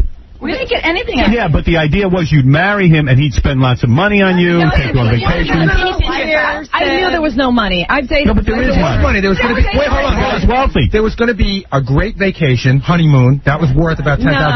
Yes. No, but if you marry, taking that up. if you marry, But you agreed to do the show. Girls, You were going to go through girls. It doesn't mean we have to go on a honeymoon. girls, if you marry a multimillionaire, the assumption is while you're signing a prenuptial agreement, in your mind you're saying, wait a second, if the guy really digs me, I'm going to live in a great house, I'm going to have servants, I'm going to have money that he's going to give me. Howard's house on TV. We had questions. Well, okay, you didn't know that at that point. Hoping that maybe he would be attractive too. Let's see what the audience has to say. Joe, go ahead. Hold on 1 second. Joe, go ahead. Yeah, you girls need to be independent. You can't just go up and try and get someone I am independent. You're not independent. I am. I always have been. I've been independent since 16. Someone else Doesn't it make you look... earned every cent of their... I'm going to count it for publicity. For a movie studio in L.A. Hello. Doesn't it make I have you... a great job and I live on the beach. I'm self-employed and I'm not looking to live off of anybody. And if I Doesn't it make you look desperate? Doesn't it make you look desperate? Divorce them and then get half of what they have. No, you don't. That's not the issue. It does make you look desperate, though, right? No, it doesn't. We were told that he was down to earth and that he lived simply. And he was in his 30s. Hello. All right. What is it, Casey? Howard, I'm not sure if you want this, but we got Rick Rockwell's number. Yeah. Want us to call him? God. Yeah, call him. I don't want to speak to that guy at this point. He knows us very well. He does know you. He does not. Were you insulted that he did not pick you? Who was a semi-finalist? We felt like lucky losers. Shanti, you were. The 20-year-old. She was in a bridal dress. He likes something young, I guess. Right. Well, who doesn't? Darva. What's wrong with a 20-year-old? I'm just saying she's 34. She lied about her age? No, she did not. She did not. Okay. She's beautiful. What is a stuttering John? You're Shanti? Very mature. Yeah. She was the one I thought that the guy should have picked over Darva, because she's much younger. Right. You know what I mean? Right. She's much younger. Sean, you're on the air. It doesn't matter. Sean, you're on the air. Hey, Howard, I saw that Billionaire show. It was kind of, I don't know, I just look at those girls like they're whoring themselves for $1 million. Oh, well, you know what? You're a whore. A whore is sex for money. How could you not think that and people are we going to didn't think get that? sex, and we didn't get... But girls, how could you not think that people aren't going to think you... Slipped. I'm very sorry. Don't you think that people are going to think that, to use the word whores, that you are in the sense that you would only sell yourself for money? If I was going to be a prostitute, I wouldn't do it in public. No, but seriously, you didn't even see the guy. Sex for money. It was exciting. It was There was no prostitution. guarantee we were going to have It sex was with the guy. Prostitution is sex, money. It was prostitution, though. I mean, anybody watching is saying this is prostitution. What's your definition of prostitution? Because you are marrying someone for money. Marrying. Yes, you are. Listen, that guy came out and made out with that girl, and they didn't even know each other. And you would have done it, too. She was very repulsed by that. She was repulsed. Who told her to do it? Nobody did. Well, they got her. They have her tongue down her throat. That was so disrespectful. All right. Desperate. Let me ask you something. You're telling me that if he chose you, you would not have kissed him? I don't believe it. I bet each and every one of you would have. You are so wrong, Howard. I'm so right. So on the wedding, it was supposed to be the first kiss, and it was supposed to be a gentle kiss. That was total shock. Everybody backstage gasped and It depends what he looked like. If he was gorgeous, I would have stuck my tongue down his throat. You would have. Right, but you were not attracted to him, but yet you would have had to marry him. And what about that? It's a goof to marry someone. Annulment. Well, okay, it would have been a mistake. That's it, under duress, because we're set. And you don't feel that that's silly? You don't think that that's making a mockery of your own marriage? We made one mistake, but we didn't marry. We didn't go all the way. So. All right. The way it came out, But you it would would have. have been a mistake. But if they would have found a really good guy, see, we filled out profiles. He was choosing based on our personalities. So if it would have been a good guy and made the right choice. We filled out questionnaires, Howard. But that's the point. That's how you should meet a guy. Find out if he's a good guy, have a couple of dates, and then maybe marry him. We could have done it, taken it slow. We could have gone reverse after. Police, what do you do for a living? Or no. I'm self-employed, and, I'm in the transaction processing industry. I didn't hear you. Someone talked over you. What? I'm in the transaction processing industry. I work setting up... I was in that for a while. Setting up risky businesses, internet, e-commerce, home-based mail order. You're a very attractive woman. You know that. You sound very smart. You do. Yeah. What are you wearing under that big jacket? Let me take a look at your body. I want to see. I want to take off your jacket. This jacket, this is really close. I would have, Let me see. Stand up. Let me see. You should have seen the pants are kind of big. I might have picked you, honey. I tell you. You look pretty good. And what about you, Barbara? You say what do you do? I'm too tall. Oh, I like how tall you are. 6 feet tall. I'm 6'5". I work for a movie studio in L.A. You do? And what do you do for them? I do accounting for... Let me see, stand up. Let me take a look at you. I'll tell you something. I'd bang all these chicks. You got a nice little body on you. Turn around. Let me see your ass. Very nice. You'd bang anybody, Howard. Ah, be quiet. Not true. That's not true. It's your turn now. Let's see you. I never banged Dominic Barbara. Howard? Dominic, you're on the air. Go ahead. You know, the funny part about this is that all the contracts were illegal. The prenup was illegal, and the agreement to get an annulment is definitely illegal. You can't contractually It was Vegas. There's different rules for Vegas. Oh, it wouldn't matter if it was...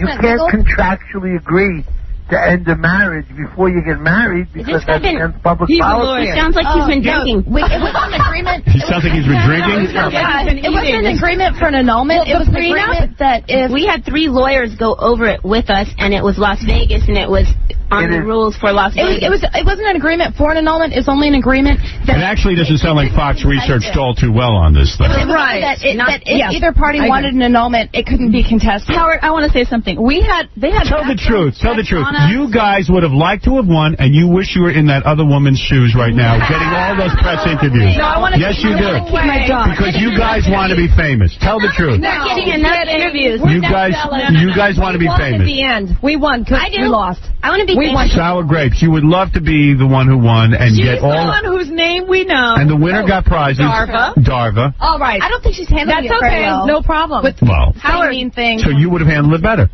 I don't think it's necessary to be so mean. You wish it was you. You would have handled it. Yes. Come on. Why did you all enter if you didn't wish it was you? Lucky losers.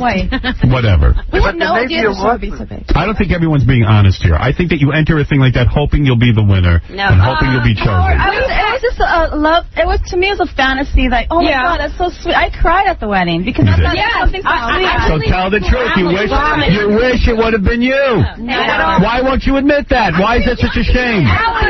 Initially, come on. entered to win at the very beginning. But then as we progressed, we learned a little bit about the guy, and we weren't that impressed. And actually, a lot of girls were prepared to say no. Believe it or not, we're discussing it. There were girls there that really wanted... Why don't you girls slip into bikinis and let me look over your body? We didn't bring any. That everybody who's been interviewed said, well, we really didn't think the marriage was real. What is it, Benji? That's a lie. That's a lie right there. Go ahead. What is it? I just had a question. Yeah.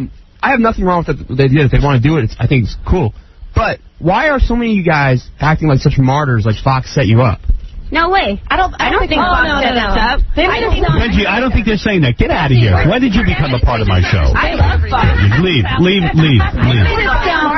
just saying that in minutes sounds No, don't even answer him. He's just way off base. If they would have found maybe... Go ahead, Lisa. Hi, how you doing, Howard? Yeah. You know, these girls are saying they didn't do it for the money, but didn't the winner get $150,000 in cash prizes regardless? Yes. No, she got $100,000. She got $100,000 in prizes, which was the ring, the honeymoon, which was miserable. $100,000. Okay, lady. And prizes. Well, you're not listening to the answer. The girls are giving you an answer. I'm trying to tell. 6 of them weren't talking at once. Okay, well, I'm the only one talking now. She got a ring, $35,000. And she got a Isuzu Trooper, $17,000. Oh, that's nice. And then the honeymoon, and that's she didn't get any cash, so... She got $35,000, you said. I know. $35,000 ring. Yeah, but that's cash. She's going to sell that. Exactly. She's going to sell it. Talking it the next day. They're going to sell it. That's Well, I it. got a deal on the ring, so they probably got the frame. Good for her. Approached by Playboy and Penthouse. Right. I want to do Playboy. You do? Playboy, too. Well, you're going to have to get naked now, and let me look you over, and I'll recommend you if you want. Were you willing to get naked right now? If you're going to do Playboy, you got to be nude. Take off your clothes. I'll tell you if you can be in. You're not Hugh Hefner. Take off your clothes now, and I'll tell you if you can be in. What's so funny about that? Funny. That's what gets me. Howard, I'm too tall. I'm 6 feet tall, Howard. You're not too tall, honey. What? They can take pictures of In you New and York, shrink they them want down. you like that, baby. Right. I don't know why you guys are laughing at Howard. He's not Hugh Hefner, but I got to tell you something. He's got Hugh's ear, and we deal with Playboy all the time. And we've sent a ton of girls to Playboy who've made the magazine. That's right. Go to the Playboy parties all the time. You do? Yeah. All right, take off your clothes. Let me take a look. Did you see the Playmate of the Year last year? She was on the show. That's how she got in. Strip down to your bra and panties right now. I know her. Bikini's right there. You know her. Oh, you want me to get your bikini? Look, they do. Look at that. I didn't into the mansion. Oh, my God. You girls want to slip into some bikinis? Elizabeth, You know, sometimes some of us need to wax. Okay, wait. What's the I don't need to wax. Go ahead. Bikinis, but who are we going to marry? Marry Gary, the one with the big teeth over there. No, I'm not marrying a 34-year-old Playmate. George, you're on the air. Hey, there's a new game show coming on next month. you want to fillet a billionaire. Girls, would you fillet a billionaire? Will you go on that show? What is fillet? All right. Fillet? Who said that? Number... Sean? Oh, how old are you, 20? You don't know what fillet means? Sure. Let me show you what it is. Fillet is oral sex. Have you had sex with a man yet? You have. You've done that on a guy? Sean, go ahead. You're on the air. Hi, Howard. I'm a millionaire. I'm on my way to becoming a billionaire. I was wondering, how can we go about setting up a little Howard Stern Who Wants to Marry a Millionaire? You would be willing to do it? You have a nice voice. What do you look like? Up, the girls have just woken up. Girls don't look do count. I'll strip in a bikini for you, sir. We learned a lesson. No, you won't, Barbara. What do you look like? You sound like a white guy. Thank you very much. I'm very white. But they don't need to know anything. What do you do for a living? It's got to be some kind of... Sean, how much money are you worth? I started an internet server when I was about 17. Uh-oh. I'm 25 now. Oh. I've been in computer processing since I'm about... How much money do you have? How tall are you? An asset, Howard, I got over $1.5 million in assets. You're getting there. But that's in assets. In cash, in my hand, in my pocket right now, I got about $20,000 I carry with me. In your wallet? In case the lovely one I'm with needs a diamond bracelet. Wow. Well, he's a gentleman. So you're telling me I could check you out that you'd be worth over $1 million. Yes. And you have a very successful, thriving internet business. Right. And you would be willing to marry someone in my audience? Aside from Sean, because she doesn't do fellatio. Right. Shanti. Do you like tall women? Basically, I'm in the process of leaving my wife. Wow, you're so young. Married? So yeah, I'm trying to actually work a divorce, multi-millionaire married. Like I'm going to divorce my wife. You won't have any. Well, can you divorce? Money after that. Divorce a multi-millionaire. Yeah, they're going to have over $1 million. All of his assets. Sir, when you get your divorce, call You'll me, be on the minus. and I will put you on Who Wants to Marry a Millionaire. Yes, and Fox won't do it. You I'll do sound it. cute, though. Good luck. I think Fox is, I don't know, Fox is kind of getting a bad rap. There was help from Fox, and Next Entertainment is one that set everything up. But Well, one of the things Fox should take the rap for is that all of you women did enter under the premise that you were going to meet a millionaire and marry him. The guy was not a millionaire. That's easy enough to check out. Thank you, Howard. Yes. That is easy enough to check out. After you see what they missed, you figure they didn't check at all. Yeah, exactly. Let's go to... I didn't do any homework, obviously. woman beater. Well, that's not proven. I only had her 90 Just because somebody files a restraining order does not mean... Yeah, that doesn't mean he's a woman beater. Let's be fair to the guy. Jake, you're on the air.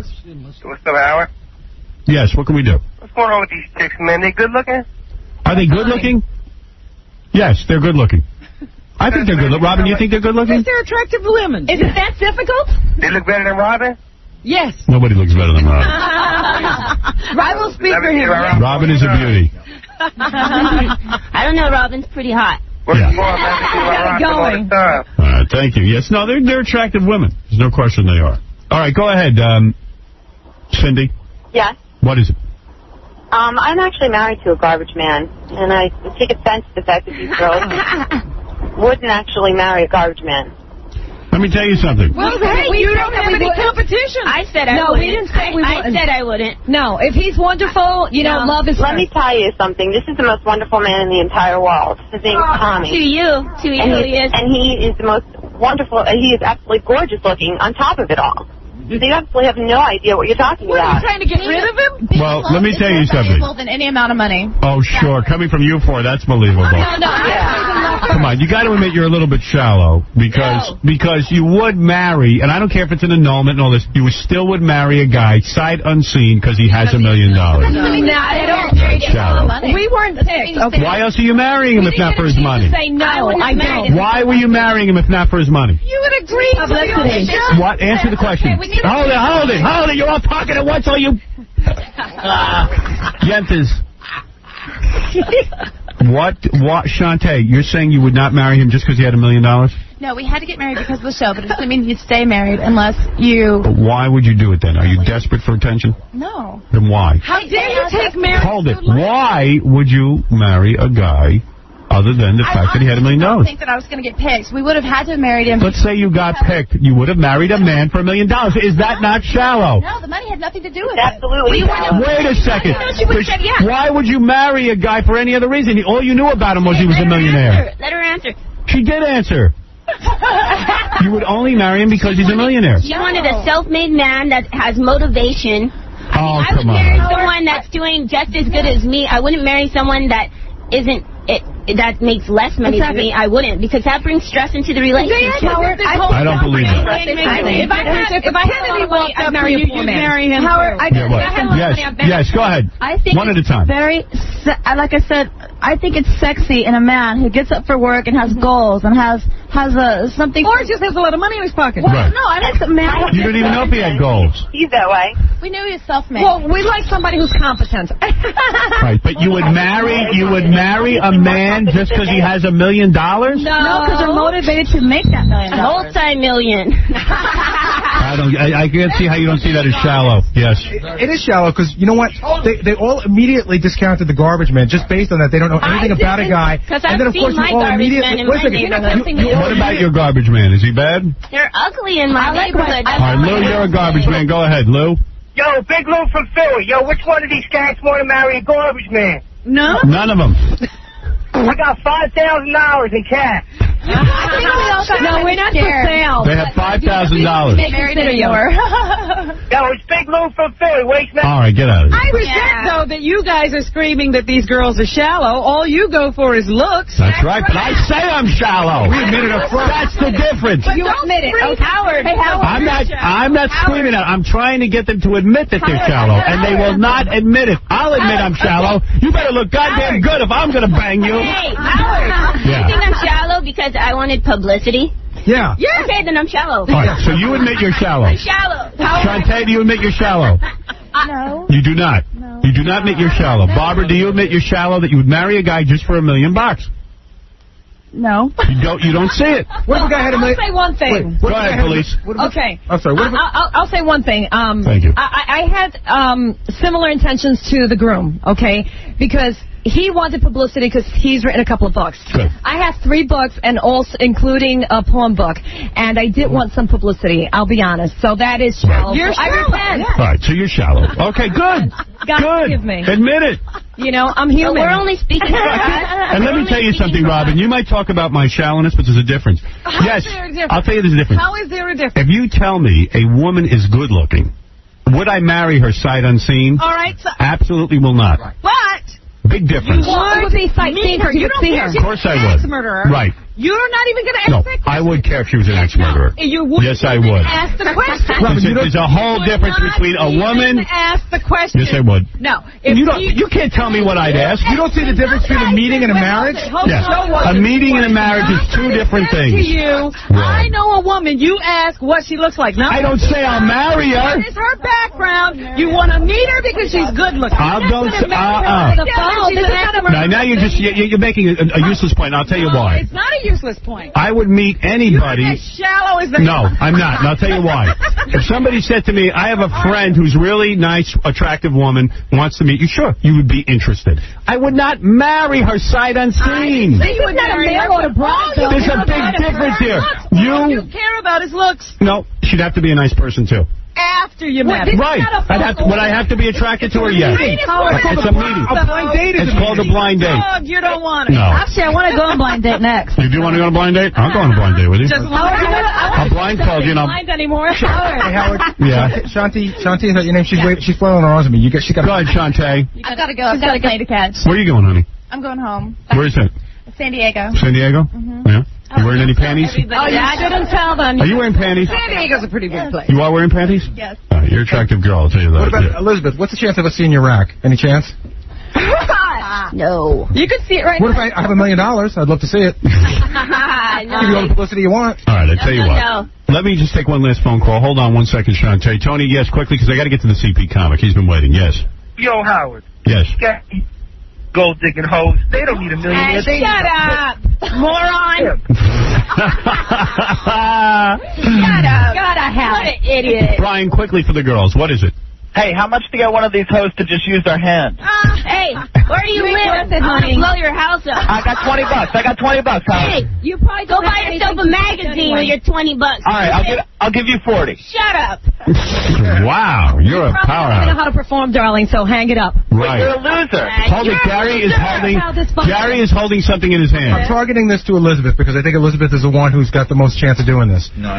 I'd like to see you naked, okay? I'll give you $5,000. And I got it. I've got the money. It's a real check. It's a real check. It's a company called iWon.com. They've given me a fund of money to do whatever I want with it. I want to see. That is legitimate. For $5 grand, will you take off all your clothes? Because I just think you do it. Because you think I'd do it. Go. Will you take off your clothes right now for $5,000? Shante, will you do it? Completely naked. $5 grand. Are you gonna? I'll do it with her if we both can get 5,000. No. Let one at a time now.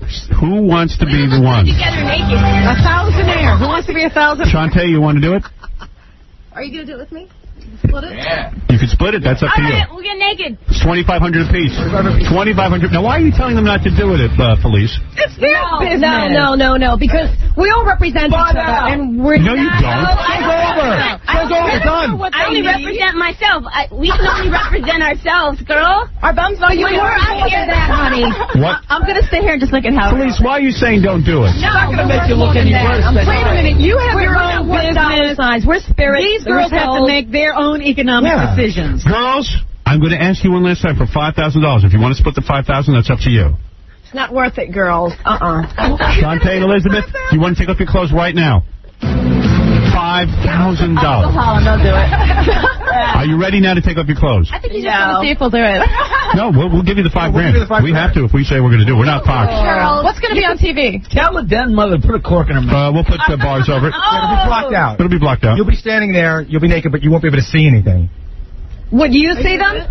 Yeah, of course. What do you think? I'll pay $5,000 to go into another room? Yeah, we're going to see them. I mean, if you don't see me, I would do it, but no. That's $5,000. No, girl. Girls, I'll count to 3. I need your answer. 1.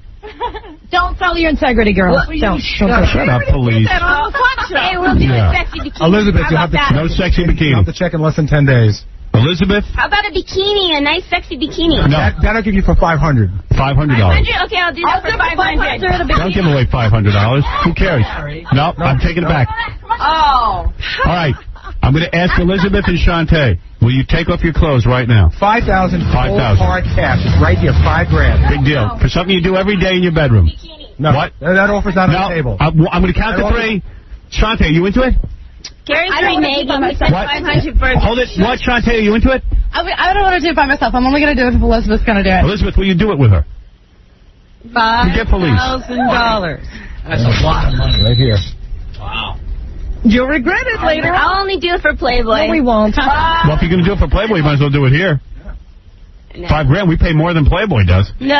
Playboy doesn't pay anything. $5 grand. I thought. No, they don't give you Let credit. them get naked and take their pictures, and Gary can send them over to Playboy. We've done that All right, girls, I'm going to count to 3. This is your last opportunity. 1, No. 2, Howard, we want to see you naked. 3. Come to my house. How many you got?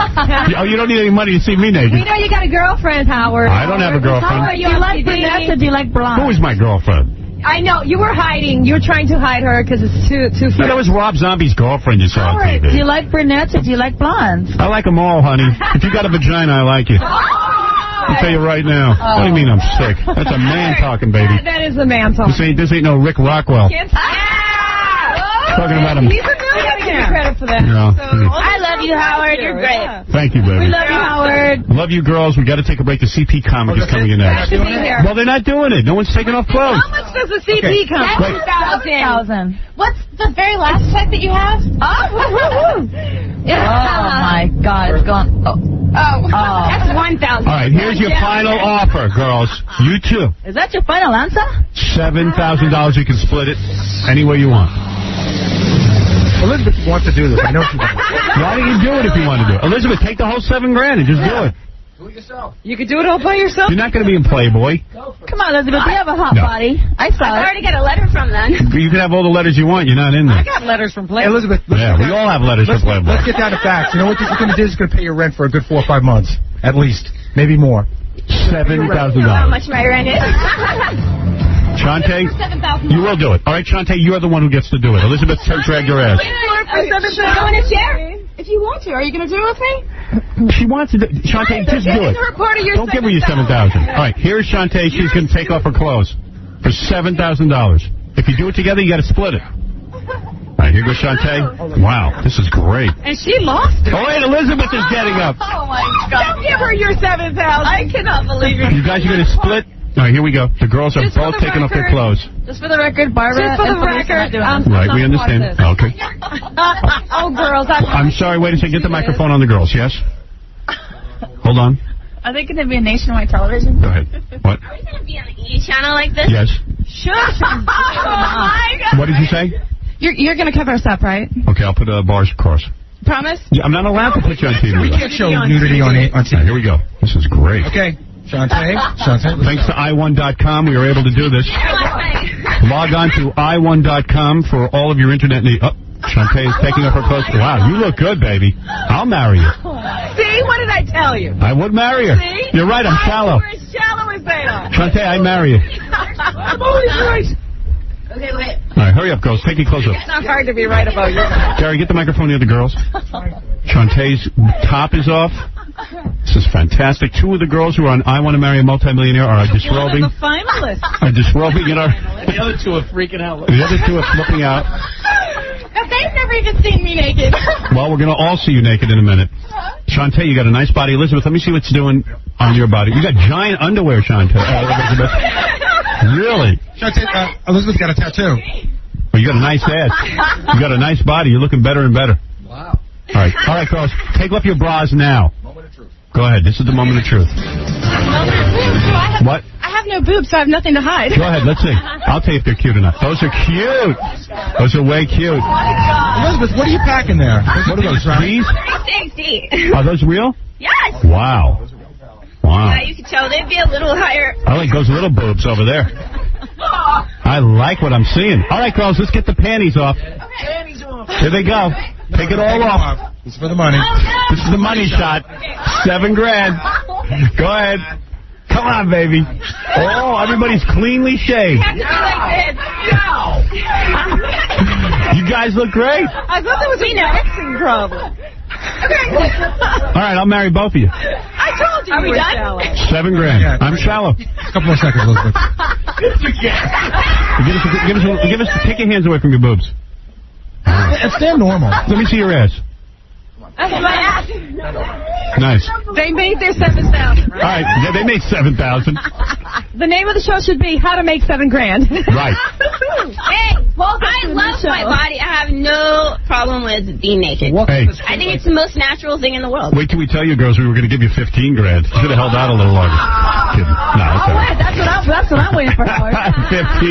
All right, listen, girls, thank you. You're from I Want to Marry a Millionaire. Multi-millionaire. And you know what, Howard? 7,000 from i1.com. Yeah, let's thank i1.com. Yeah, we got to thank these guys. These guys are definitely happening. They get more women naked for us than they know. Thanks to i1.com for providing prizes for our show. Go to i1.com and win a chance at $10,000 every day and $1 million a month for doing what you already do, getting naked.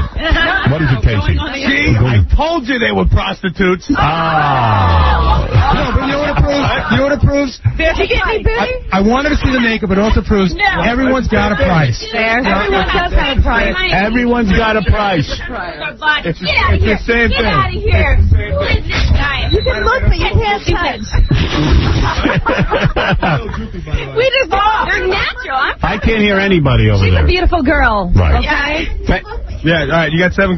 Good job. Casey just told us she was droopy. Thank you, girls. We'll be back right after these words with the CP comic. Frank Gifford. Edward Johnson, Syracuse Daily Times. Hello, fellas. First of all, I want to say I'm enjoying this very much. Thank you. Also, Frank, I read recently, I don't know if this is quite on topic, that you're a bit of a hero. You discovered a lump in your wife's breast. You care to comment on that? I really have no comment on that. Do you still love your wife? I have no comment on that to you. Try to keep to the topic of the film that's coming up. I see. Well, who do you feel has nicer breasts, Kathy Lee or Susan Johnson?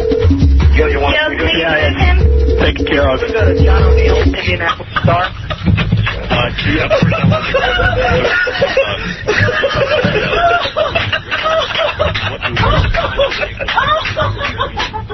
What'd they do?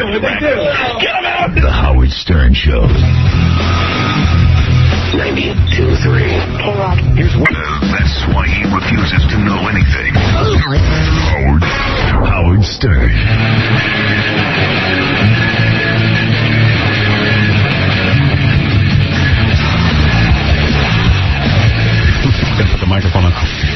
knew I did it. I just been doing the microphone on. Jackie Penthouse Joke Page Martling, his 4 filthy, dirty joke CDs and cassettes, only $12 plus $4.95 U.S. shipping. Call 1-800-323-KING.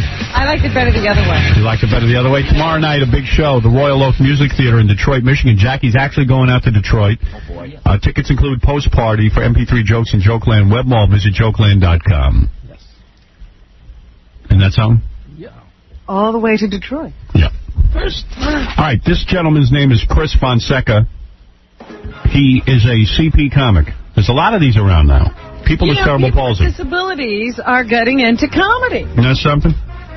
And that's we had deaf comedians. Hey, how about these CP comics, boy?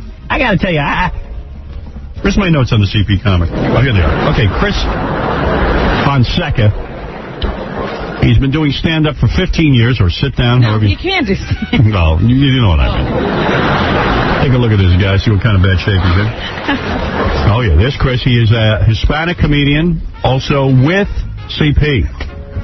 Cerebral palsy. I've worked with your people before. Not the Mexicans, the cerebral palsies. Stop it. How are you, Chris? I'm doing good. How are you doing? Good to see you. Good to see you. Yeah, I know it's tough. You know what it is? Because your job is primarily... do what? To communicate. And you have a speech handicap, so it's a little more difficult for you to get a joke over, isn't it? Well, I speak very slowly, as you can tell. Yes. And so I've got to get right to the point. Yes. Like when those women went back to the green room. Right. You know, I whipped out my wallet, and I was ready. They wouldn't show me anything, though. They didn't want to marry you? No. No. They didn't even show him anything. All I could do was smell. Right. You know. But, Chris, do you ever get laid? I mean, is it hard with a handicap? You're in a wheelchair. You got the CP. It's tough, isn't it? Actually, I'm married. You are? For the second time. You're married for the second time. And what happened to your first wife? Did she divorce you? I divorced her. You got tired of her? Yeah. What happened? You went on the road and you were such a successful comic that... Temptation. The Temptation? Temptation, it did. And no kidding, because a lot of guys complain they can't get a woman, and here you are in a wheelchair. Dumping women. And you're dumping women. Yeah, see, that's how I am. I just use them and then get rid of them. Oh, man, I love that. Has he ever dated anyone in a wheelchair? No, he don't want anybody handicapped. What's the matter with you? I tried to date someone in a wheelchair, and our braces got stuck together. It did, huh? This is terrible. These spokes got caught in one of them. Exactly. All right. So, you have a sad story. I don't mean to paint you as a sad kind of guy, but... Yeah, what are you going to make him out to be some kind of a victim? You got the cerebral palsy when your mom died. I'm not a victim of it. No. It's not like I was in an alley and CP jumped me. That would be a victim. That's right. The CP didn't jump you in an alley. Listen to me. Your mother died at birth, giving birth to you. Right. Do you ever feel responsible for her death? I do, kind of, but I'm a father myself. Yes. And, you know, given the choice, you would give your life for your kid. I wouldn't. You're a father? Yeah. Oh, he's got 4 kids. Wow. You got 4 kids, right? Yeah, I've got 4 kids. How many do you have? I have 3 children. Really? Yes. And you wouldn't give your life for your kids? No, I love myself too much. Oh, well, okay. You're a better man than I am. Did his father blame him for the death of his mother? Yeah, your father must have been very angry at you. Well, I was adopted, so I didn't get to meet my father till I was 16. So they gave you away when they saw that you were messed up. Right. They gave you away. Even the kids in school were mean to you because you salivate a lot, and they would call you Faucet. Faucet face. Faucet face. Yeah. Imagine how cruel children are to a guy like you. You got disabilities. Don't you have enough going on? Imagine calling you Faucet face. Right. Imagine there was somebody out there who adopted him. That's nice. That is amazing. Who would adopt you? No offense, but... my aunt and uncle. Oh, they got me at a garage sale. You know, it wasn't a real adoption. Right. You know, I was discounted. Did your aunt and uncle take you in because this was probably your mother's sister, right? Right. Right. And you must have felt really bad and everything. Did they tell you were adopted, or they pretended that you were there? No, they told me I was adopted from day one. And actually, my dad that I grew up with just passed on last year at the age of 100. Is that right? So that really helped me cope because he was a senior citizen. Right. You know, all through my life. And he didn't let anything stop him. So. Well, I think he's a good man that he would adopt somebody with obvious handicaps and problems. You certainly wouldn't do that. I mean, this is an amazing story. I can't believe Faucet Face over here dumped a woman. Oh! I can't believe it. I can't believe that you dumped a woman. What was wrong with this woman? Yeah, what was wrong with her? Wrong with this woman? Well, I think she might have jumped to the other team, if you know what I mean. She was lesbian? What kind of man are you? I don't know. Well, apparently not. A man with a vagina. But let me ask you something, Chris. You were married the first time. You dumped your wife because you say allegedly became a lesbian. You don't, right? Well, what tipped him off? But isn't it amazing? I mean, you get laid. I mean, here you are. I'll describe to you. You're not only in a wheelchair. You have to keep your head kind of tilted back, right? Right. And your hands and stuff are always moving, and your feet and everything. And he's Faucet-Face. What do you? And you're Faucet-Face. What do you like in bed? Are you able to maneuver in bed? Do you just lay there? Well, I do a little of everything. Right. Sometimes I just lay there and that gets them screaming. Really? You know? Yeah. And since I'm Faucet-Face, if I whisper in their ear, they can hear the ocean. He's funny. Oh, yeah, he's real funny. And you worked on the Letterman show. I see you got the Late Show T-shirt on. Right. You've been on all these shows. Yeah. Right, which is very difficult when you're handicapped. Now, was it difficult for him to break into comedy? Well, yeah, because I call up with this voice, and I say I want to do a set, and they say, well, okay, first thing you do is you sober up. I mean, seriously, just look at that. Even if everything was fine and you didn't have CP, you'd still be pretty ugly. I mean, you're not a great-looking guy, right? Right, I'm not. You with the long hair and glasses. I mean, I tried that once. Right. It didn't work for me. I got tangled and stuff. Right. You know? Right. So I got to keep it short and combed. Right. Well, listen. But wait a minute. How does he pick up a woman? No, I want to know what happens. Let's say he picks... Like, how did you meet your second wife? Robin brings up a good point. I actually met her on the internet, not in a chat room. No. But I was trying to get people down to a comedy club I was working. Right. And we started talking.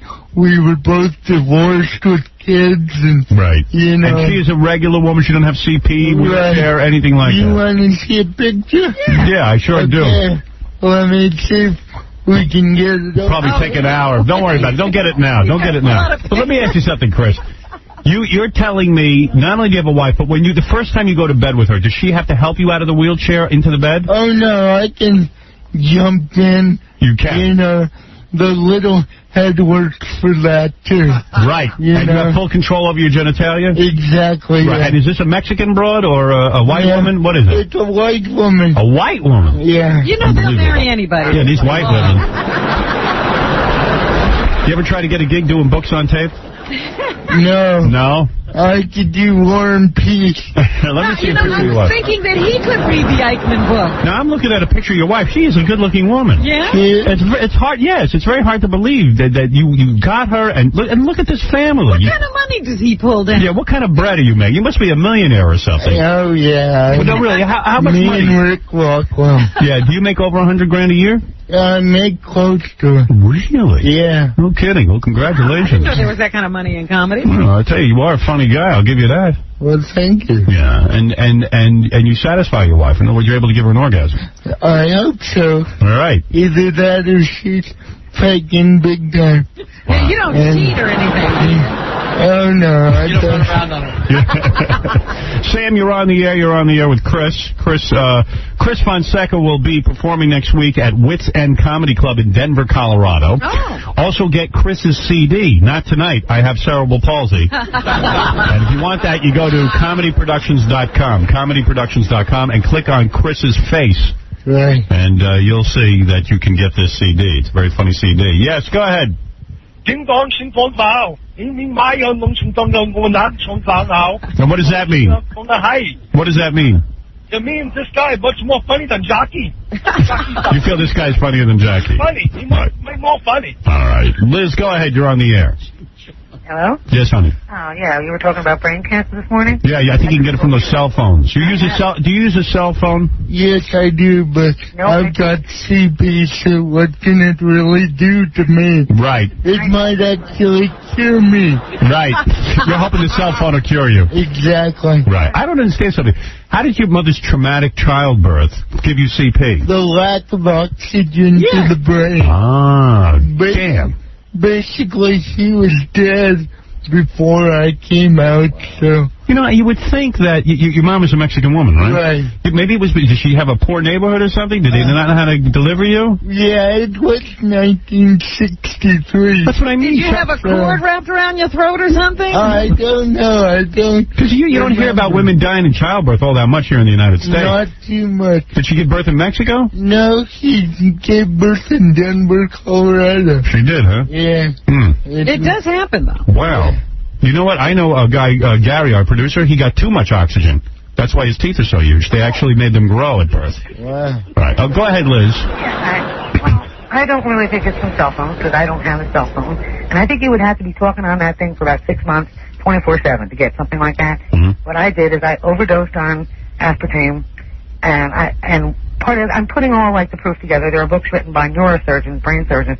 They have a lot of evidence about this. All the with the pink... Honey, what are you saying? You got brain cancer from aspartame? Oh, yeah. How do you know that, though? Well, for one thing, I had all the symptoms of what this brings on. It causes... Where do you get aspartame? What are you eating?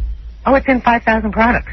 But what were you eating? Do you eat them all at once? Yeah, she ate every aspartame product at once. No, I was eating a lot of it. Honey, there's no way to prove that. You look 700 pounds. That it turns into formaldehyde. And if I put in my tea, my coffee, one of the main causes of brain tumors is a constant exposure to formaldehyde. All right, thank you. I don't really want to hear this. Jane, you're on the air. Got an axe to grind. Right, go ahead. Hi, Howard. Yes, honey. I'm just wondering why you feel that no one can talk about you in the tabloids, but you can exploit people on the air. No, everyone can talk about me in the tabloids. What I point out to you is that the stories were not true. I know, but you can talk about me all you want. I don't mind, but at least print the truth. I always believe the tabloids were telling the truth. But they don't tell the truth about everybody else. How do you know? I am telling you, draw your own conclusion, but I will read anything. But all the stars have been saying that they're not true about you. Please, get off my back. What happened? A lot of people mistake you for being a retard? Oh, yeah. I was on a Greyhound bus recently, and all I needed was my luggage tag changed in Dallas, which is corporate headquarters for Greyhound. And the disability specialist, Miss Margaret, called me retarded, told me I had a second-grade education, and that if I didn't quit complaining, she'd have her driver drop me off in the middle of nowhere. Isn't that what Greyhound does anyway? Hey, Rick, you're on the air. Hey, Howard. Yeah. This guy is the mastermind of, like, the Third Reich. Let me tell you something. This guy plays this CP for all it's worth. All it's worth. He plays it. Guy's living it. I play it. Play it. Let me Do you want me at home collecting Social Security? No. Let me tell you something. Every perk that this guy, I mean, you should see this treatment this guy gets. I have some friends in the industry. I was at a show that this guy did in Las Vegas. You should see the treatment this guy gets after the show. Unbelievable. What do you mean? What do you mean, what do I mean? What are you talking about? Oh, you're so dopey. Get to the point. What kind of perks? What is this? We should burn every cerebral palsy victim on Earth. Oh, please. Oh, how ridiculous. Thank you. Thank you. Nothing to say. Well, let me tell you something, Chris. I think you're funny. Thank you. You've certainly proven you're funny here today. You're a lot funnier than some of the people who are working on this show And I every was day. wondering, how do they get him up on stage? Well, I can walk with a walker. Oh, you can? Yeah. What do you think, Ron? What's the matter with you? Actually, I take Jerry Falwell with me. Listen, I apologize for that guy's last comments. I happen to know who that was. That was Les Moonves, the head of the programming for this network. And That was very nice of him. I don't really agree with him. I've heard that about Les. Right. Do you smoke weed to get over your pain? No, I don't really have pain, but weed helps anyway. I take heroin. What do you Right. All right. Hey, Chris, thanks. And we'll be looking for you next week at Wits End Comedy Club in Denver, Colorado. Also, to get Chris's CD, Not Tonight, I Have Cerebral Palsy, go to comedyproductions.com and click on Chris Fonseca, Fonseca. Thank you, Howard. Pleasure speaking to you, Chris. Good man. That guy did a good shot. Funny guy? He's a funny guy. Not like these other stiffs who come on here and don't have anything funny to say. And there's nothing wrong with him. He's good. Chris Fonseca. He might have CP, but he knows what he's talking about. He's doing something, man. I think he's playing with himself now. He gets up and walks out like a normal guy. Yeah. That'd be funny. Like he totally scammed us. Take care, Chris. Nice meeting you. Hi, Chris. No, I think he really has seen. No, he's really messed up. His hands are shaking and everything. He's drooling all over his sweatshirt. I know. Well, you can see the stuff coming out of him. Yeah, he's got the real deal. Yeah. See, when I volunteered at that CP Center, if I had a nice, funny guy like that, I would have enjoyed You had a guy who could hardly communicate. I had a guy who would just go... Did he have to point to letters and stuff to try to get something across? You'd hand him a special plastic book with stuff written in it, and you have to point to what he wanted. Yeah. And it was plastic because he was drooling all over the book. Of course. And he would like get angry and violent. Because you couldn't understand. Yeah. You frustrated the guy. I'd go, listen, I don't know what you want. No. Poor guy doesn't want to have to point to the bedpan 50 times. No, it wasn't even bedpan. It would be like the woman goes, okay, it's your first day. I don't understand to this day why they gave me the toughest case.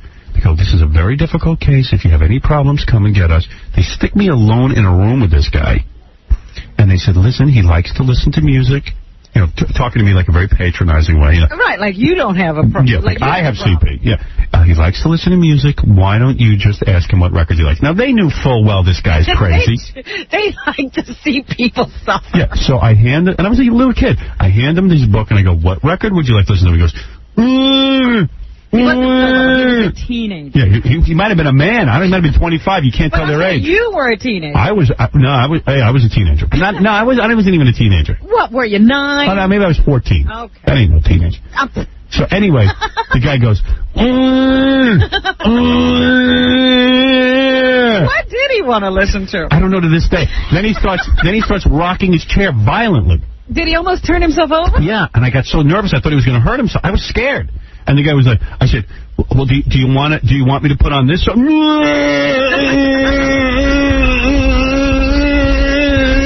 Just like that, like rocking back and forth. And so you ran out. I ran right out of the room.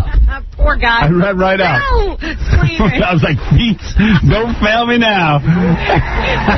Still screaming. Look at I couldn't get out of it. So I go and I find the woman who's in charge. I go, listen, I don't know what he wants. He's banging against all. But I have to quit. I know that. No, I didn't quit right away. And she says, okay, let me go in there with you. She says, why don't you take him to lunch? I start wheeling him down. I go, what would you like for lunch?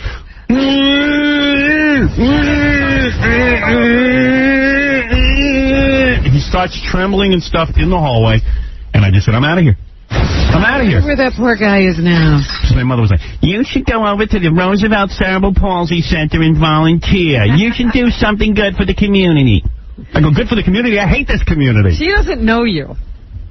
No. I don't want to do anything good. Just living is hard enough. Anybody. You need all the help. I'm handicapped. Somebody help me. Somebody volunteer for you. Yeah. I was just like, hey, they're not even paying me for this. Like, give me some dough. This is a tough case. Give me somebody like the CP Comics. Someone to make me laugh. Someone I can pal around with. Funny. Yeah. Like, that's what I was expecting. I just wanted a mild cerebral palsy case. How you doing, man? Yeah, man, you know. Something just to make you laugh. Some old salty guy who would learn something, you know. Like, hey, how you doing, man? Did you ever consider that scene for the movie when you made it? Well, for the movie, they would have burned the movie. Me running out of a CP set for that movie. It was bad enough throwing the frisbee at the middle of the Yeah, that's a second movie. You know how many people complained about the me throwing the frisbee at the guy? Yeah, they were freaking out over that. They're making fun of the mentally ill. There could be so many stories. I mean, we could have done him at that Easter Seals. Oh, Jesus. That would have been a real dark movie. All my handicap stories. I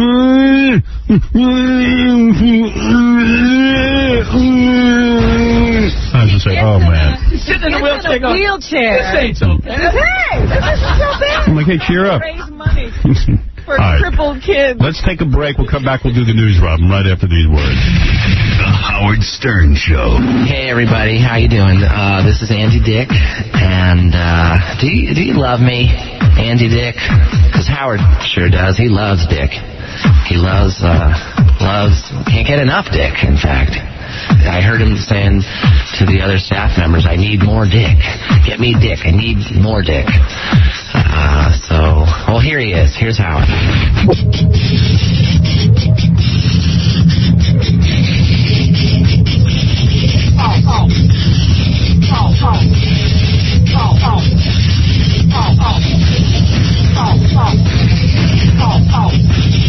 Yeah, all right. So, you know, there's so many amazing things in the news. The John Travolta bizarre baby secret. Claudia Schiffer claiming she didn't have sex for 5 years. Well, she doesn't claim. No, friends somebody else claim. thinks. I wonder if that's true. Well, Supermodel. we'll have to talk to somebody about it. Well, I don't know. You never know if this stuff's true, but supermodel Claudia Schiffer's 5-year romance with Hocus Pocus performer David Copperfield was anything but magical, says a source. They didn't make love the whole time they were together. Rumors that Copperfield's relationship with Schiffer was just an illusion have swirled around the couple since she first appeared on The Magic Man's arms 6 years ago. He was 43, she's 29. Maybe he felt that, you know. Richard Jeffries, father of the German beauty's fiancé, Tim. Richard Jeffries, father of the German beauty's fiancé, okay, claims David Copperfield had no sex for 5 years with Claudia. That's it. So there. Who knows? But, you know, I mean, David Copperfield hasn't sued or anything. But why should, why would, okay, let's say, okay, what they imply then is that David Copperfield had no interest in having sex with her. Why would Claudia Schiffer go along with that? Why? She's a wealthy woman. I don't know why. All right, forget it. But what's they in the say real in the news? article that, you know, maybe she was a virgin. Who knows? I don't know. We don't know that much, do you? She has no desires? You know, she could have been saving herself, never had, you know, it given to her really good, so it wasn't an issue. Yeah, well, she says with these guys she's engaged to now, she never had it so good. See? Sexually. And now, you know, she's hot for it. Or like some woman to come forward and say she never had it so good sexually with me. Well, there's time. It's time?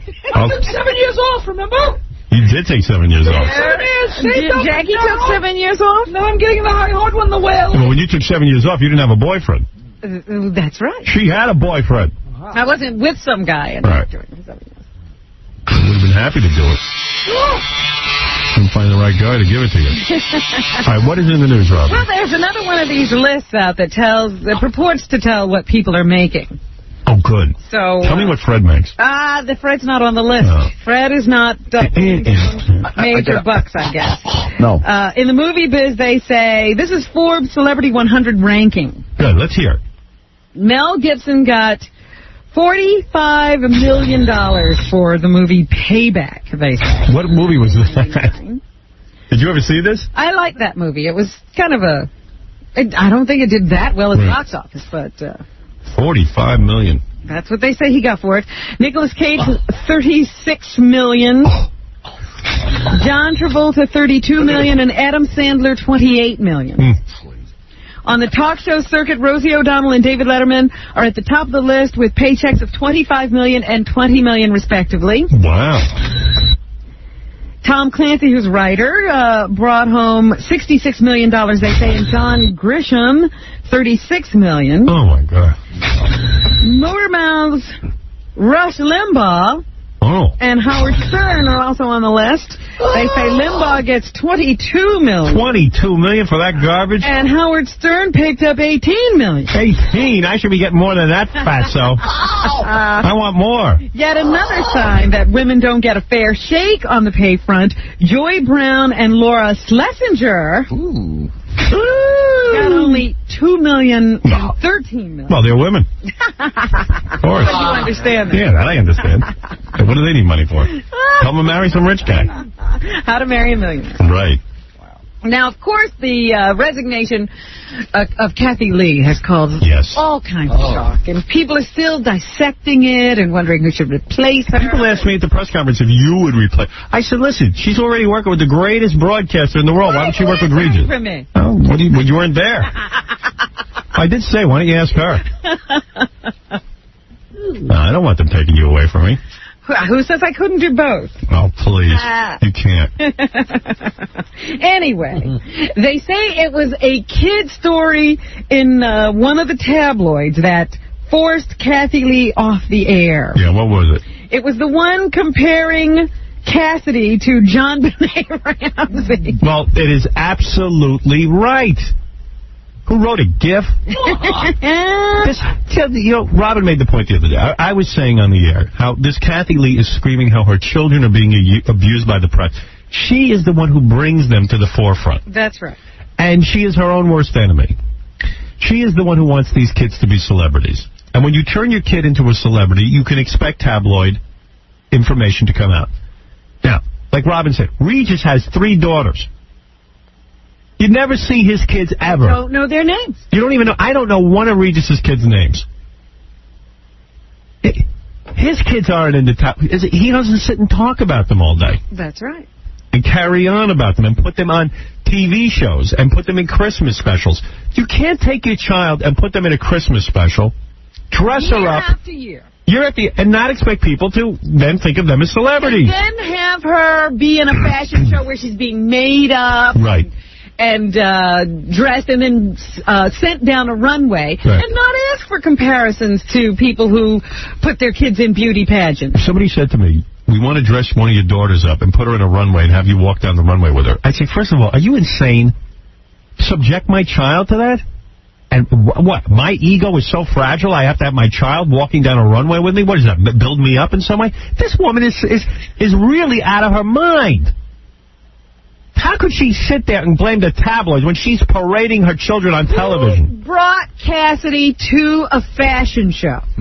Kathy Lee. Put her in makeup. Kathy Lee. And had people taking pictures of her sitting, admiring, and looking on while the makeup artist was working on her child. Kathy Lee.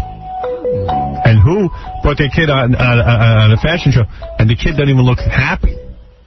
Kathy Lee. All right, come on. Get rid of her already. We'll let her quit today. So anyway, who is going to replace her? That is we've got all kinds of questions, like who's going to be the president, but the most important question is who is going to take over for Kathy Lee? Let me tell you something. The best thing in the world for Regis has been Kathy Lee. Who will sit next to Regis? It will not be the people they're mentioning. It'll probably be somebody unknown. Some new person that they find from talent hunt. Well, Regis was implying, they say in the paper, that he might not need somebody. Oh, yes, he does. Yes, he does. But they say that he may find himself paired with a rotating group of co-hosts for the near future until the right mix can be found. Interesting. That's a way of doing on-air auditions. That's right. Right.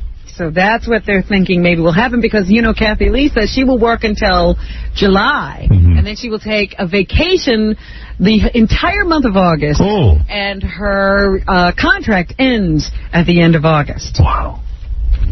So there. You know who would be good? Robin Rudzinski. Oh. Why not? She's terrific. I love her.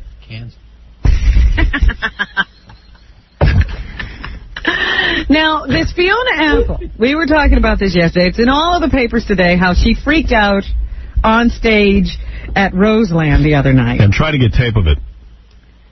And the audience eventually left totally disgruntled. They say that in the audience watching this was her boyfriend, Magnolia director Paul Thomas Anderson. Now, what do you do when you see your girlfriend freaking out on stage like this? You go backstage and try and give her a hand. Really? I'm just asking. Oh, what do I do? I would leave. Who needs that? I was married. I mean, don't you think that is a lot of work? You're like, this is a girl who's a lot of work. Yeah, I would say, listen, I don't need work. I want to just be alone. Somebody to hang out with and have fun. Right. You know what I would do? Need to babysit. I'd pick up a hot broad in the audience and go home with her. Because I just wondered about that. You know, I mean, it's one thing to freak out just in front of a bunch of strangers, but now this is the guy you're living with, supposedly. Right. He's got to watch these antics and then go home with you. Here's a Big Black. He has tape of Kathy Lee on The View talking about her retirement. Okay. Oh, on The View. Yeah, Big Black. How's it going, Howard? Yo. Yeah. All right, what's up? All right, let me play this tape for you real quick. Yeah, and talk up. Oh, I'm sorry. I got the tape of Kathy Lee on The View, and also I saw Fiona Apple on Letterman last night. All right, let me hear it both. But you were saying in the morning show this morning that they said lies about your kids. You know, what are you talking about? What lies? This is the thing that people are not making the distinction about, and that's the most important thing to me. I've had pretty much every horrible thing in the world said about me in the tabloids in the past, and I never left my show because of it. You know, I mean, that comes part and parcel with any kind of success you guys are experiencing. How did you get that? You're one of the most scrutinized people, I think, in this country. You know, you learn to get a tough skin where the people who don't matter are concerned. And you learn to keep a tender heart where the people who do matter are concerned. And that takes wisdom, and that takes getting, She's such a saint. you know, beat around. Look how wonderful she is. It's different with your kids, and yet people say, well, you put them on your television show. Sure, and I'm not the least bit sorry I did that. I mean, my kids, we talk about our lives for a living, and my children are my life. What am I supposed to talk about? Somebody else's kids? You know, and people go, why'd you put them on your Christmas special? Yeah. I'm supposed to put somebody else's kids on my Christmas special? No. Well, wait a minute. Keep them at home and make them think something that I do is dirty. Or How do you start that line, though?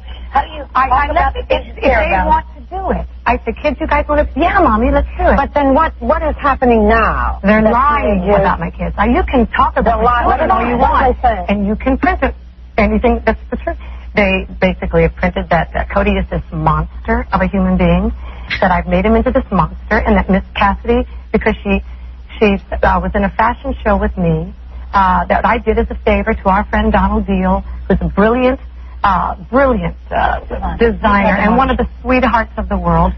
It means a lot to me, and he wanted me to be a model in his fashion show, and I said, and he's done Cassidy's clothes too for our little Christmas specials over the years, and Cassidy adored them. And I said, what if Cass wants to do the fashion show with me? Do you want her to be a part of it too? And he goes, you think she would? I said, I'll ask. You never try to make a 6-year-old do anything they don't want to do. Yeah, but why do you think she wants to do it? I went home and I said, Cass, Mommy's going to model in Donald's fashion show next week. Do you want to do it? She goes, tomorrow? Every little girl likes to get dressed. We were practicing for a week, you know, walking the runway. After that, they said I'm making her into the next John Benet Ramsey, and that was it for me. That's it? You know, even as you talk about it now, the tears are... There is no lie. I'm not crying what they've done. Only my children. That's the other thing, the whole sweatshop thing, when they said that man made me cry. He didn't make me cry. Only people you love can make you cry. And my little boy said, Mommy, why are they saying you're such a horrible person? That's what made me cry. They're saying you're horrible because there are children working for no wages making your horrible clothing. And the logic, if you listen to that, why would you offer your child a fashion show? She suggests to the designer, should Cassidy do it? Yeah, and I always ask Cassidy if she wants to. Ask her to have Cassidy do it. Right. She volunteered the kid. And why do you need your kid in a fashion show so she'll be photographed and seen in every newspaper in this country? What about leaving the kid a child? You be the star. You're the one who chose that. This is not in somebody's home. She is so warped. Oh, and I always ask the kids if they want to do it, because you can't make a 6-year-old. Of course they want to. They see how important it is to you, you ditz. What a knucklehead. She really doesn't get it. No, you know what? She has to be taken off TV. She has to take herself off TV because she's out of control. She has no ability to think. What do I use, somebody else's kids? Well, how about our lives? Regis has managed not to talk about his kids. How about how about doing a Christmas special without your children in it? And I know that, you had a child, it wasn't like you sat around planning to have a kid and you were on the air and you were talking about your life. There was a point at which you had to decide, you know what, my kid hasn't made the decision to be a public figure, so I'm not going to use her for barter for my show. Right. There's lots of stuff that's happened with my kids that you guys could have laughed at. You are the Antichrist, but you have the sense to know that your children shouldn't be the topic of discussion. And Kathy Lee's getting awards for being Mother of the Year. There's no mother there. That's a narcissist who needs to have famous children. Who should I talk about? Other people's kids? How about not talking about your kids?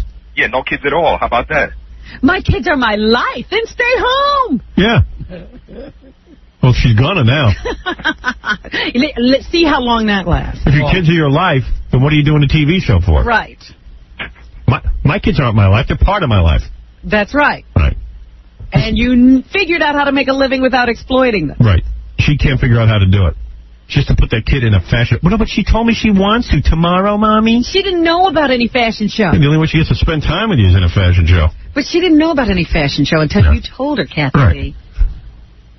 Do you have the tabloid article where they talk about her kid like that? No, who cares? I do have it. I keep those things. Yeah, well, maybe tomorrow. All right, dude. And also, Fiona Apple was on Letterman. She seemed pretty normal. At one point, she thought she was going to cry, but the cameraman went out to a wide shot. Y'all can't really get a good look at her eyes. He interviewed her? He talked to her for like 15 seconds, I can play that for you, but, it's not much as 15 seconds. Did you ask her about what happened at Roseland? Of course not. He didn't mention anything. All right, I got to go. What's up? Thank you, Big Black. Later on, my Lord and Savior. Oh, skull old black. BigBlack.com. Yo.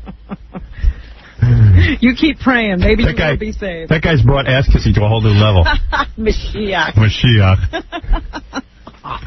Anyway. Now to the other news. The 6-year-old killer who shot his classmate. Yeah, what's going on with that? The other day, he won't be charged with anything because everybody's figured out he's the greatest victim. Oh. They say that last week he lived in a flop house where he didn't even have his own bed. He found the gun that he took to school under some blankets.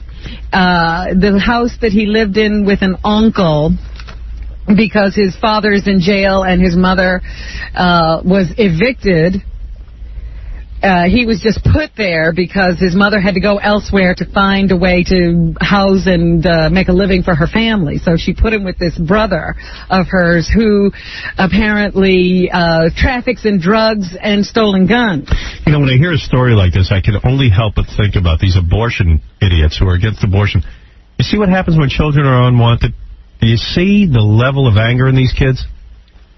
They're right. This 6-year-old is completely a victim of his environment. The best thing is they went to the father in jail, and he said, yes, my son has had behavior problems, but he was taught right from wrong. That guy's sitting in jail. Yeah. Look who taught him right from wrong, a guy in jail. Anyway, yeah, so what are you going to do? We'll have more unwanted children in this world, according to these religious freaks. Oh, yes, everybody has to be born. Mm-hmm. They have to get They have to be here. So, right to life. It's just amazing. So anyway, he's not going to be charged with it. And I think they gave him to some maternal relative to be raised now. I mean, he's just going to go on. He'll go back to school. They said he'd been, suspended a number of times from school, always been a problem. He should be put to sleep. Let me ask you something. When they have a puppy who bites... What school is going to take him? When they have a puppy who bites, what do they do with it? They put it to sleep. Put the kid to sleep. I'm not kidding you. He's finished, this kid. The father, Diedrich Owens, is in jail on a parole violation. He told the cops that people often went to the house to trade guns for crack where his son was living. He apologized for his son's actions yesterday in family court and pleaded for custody of his children. What, they're going to go to jail? They're going to put that kid in another school? You got to be kidding me. Well, he's got, it's against the law not to send the kid to school. Send the kid to Iran. Yeah, the young suspect was placed in the custody of an aunt yesterday. That's aunt. And no, it's aunt. And the judge ordered the boy's mother to stay away from the house. Boy, oh boy. His uncle, Sir Marcus Winfrey. Sir Marcus Winfrey? Get out of here.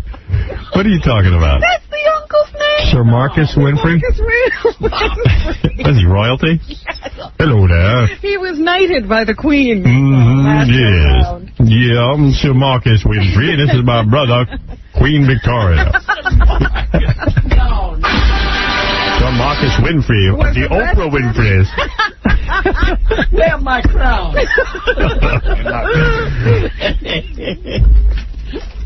He was arrested on an outstanding warrant. Cops were questioning him about the stolen .32 caliber pistol used in the slaying. They think they're going to try to bring charges against some of the adults in this case. The father of the little girl who was killed is just livid that nobody is being charged. Of course. With her shooting. So, Yeah. real big mess over there. Then in Pennsylvania yesterday, a black man reportedly out to kill white people turned 2 fast food restaurants in suburban Pittsburgh into the nation's latest killing fields after shooting a worker who he thought was too slow to fix his door. He apparently had lost his keys the other day and called to have the door fixed after they broke it to get him into his apartment. And some white people showed up. And that pissed him off. So then he, I guess, called the landlord and got into a shouting match with him. It became so violent that the landlord thought to protect himself. Then the guy said, you're a dead man, went back to his apartment, I guess, picked up a gun, and actually said to one of his neighbors that don't worry, he wasn't going to hurt any black people. Here is... Christine McRae, who lives in his building, number 1. Wow. This is Christine McRae, you say? Yes. He said, well, I'm not going to hurt any black people. I'm just out to kill all white people. That's exactly what he said. So he shot several people. All of them were white males. 2 died, and 1 is in critical condition with a bullet in the head. Won't kill any white women. Then he, I guess he went to a Burger King and a McDonald's. That's where he decided to do the shooting. Yeah. Then he went to some kind of a home and took some people hostage. Eventually, the police arrived. They cleared the building, including a lot of children. I guess there was some kind of a daycare center or something there. And they negotiated with him. He went from wanting to commit suicide to not knowing what to do. And finally, they talked him into releasing his hostages and surrendering. So he is in custody. All right. These shootings have prompted President Clinton to make a direct appeal to Congress to approve gun safety legislation before lawmakers recess next week. Here's President Clinton, number 2. Yeah, let's have some gun safety legislation. Congress, you have had legislation now that would require child safety locks, would close the gun show loophole, would take other steps to keep guns out of the wrong hands for well over 6 months. You're supposed to take a recess next week. Before you take the recess, please send me this legislation. That makes a point. Yeah, they say that they have the technology to put like a child safety trigger on these guns so kids wouldn't be able to fire them, and they could make it a little bit more difficult to get guns in these gun shows and so forth. So maybe that's what we need. We don't seem to be able to handle our guns. Meanwhile, there was a debate between Bill Bradley and Al Gore yesterday. It was sort of a debate, but they seem to agree on almost everything. So it's almost like we don't need 2 candidates because they're so much alike. Both advocated hate crimes legislation and equal treatment for gays. Here is Bill Bradley, number 3. Gays and lesbians are no different than the rest of us. They just have a different attribute, like a different color hair. It's no different. And we have to respect them, and we have to accord them the dignity that every person in this world deserves. And Gore said there's still a lot of work to be done addressing all kinds of discrimination and prejudice.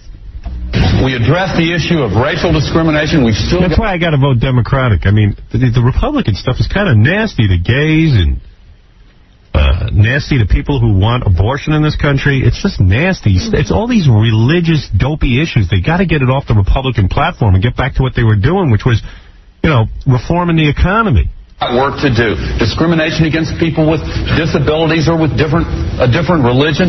I think that it's time just leave people alone because of the way God made them and stop the discrimination. There you go. And since there's so little difference in the candidates, one wonders why Bill Bradley doesn't just get out of the campaign. But he says that he's in it for a while yet, and he's not interested in the vice presidency. Number 13. Number 13, Robin. You're jumping ahead. Yes, I am. I'm running for President of the United States, and that is the position that I want because I think I can offer the leadership that the country needs at this time. I would not do vice president. So he's not interested in the second spot on the ticket. He also says that Super Tuesday will probably be more of a determining factor for him. There have only been 250,000 people who voted so far in this presidential race. And I haven't gotten any of them. Next Tuesday, there'll be 8.5 million people. It will be about a third of the delegates who will be selected. So I guess he'll base his decision as to whether to stay in the race on Super Tuesday results. Meanwhile, the name Al Sharpton came up in the debate yesterday, and both Vice President Al Gore and Bill Bradley had nice things to say about him. Those of us who want to know what the community is speaking about and communicate with them, I think should listen and try to learn. And here's Bill Bradley saying nice things about Al Sharpton. He has, in many cases, kept the lid on otherwise dangerous situations that were beginning to develop. Sad day when you got to say nice stuff about a guy who's a race baiter, but that's now there's a reason not to vote for Democrats. That's politics, I guess. You have to marry yourself to weird people. Meanwhile, yesterday, Al Gore picked up another endorsement. He picked up the endorsement of the Reverend Jesse Jackson. Mm-hmm. Here, Jackson makes his announcement on the CBS News. Vice President Gore has the combination of ideas and relationships to create the trust for full support. Probably promised him a Coca-Cola franchise. Jackson had to say.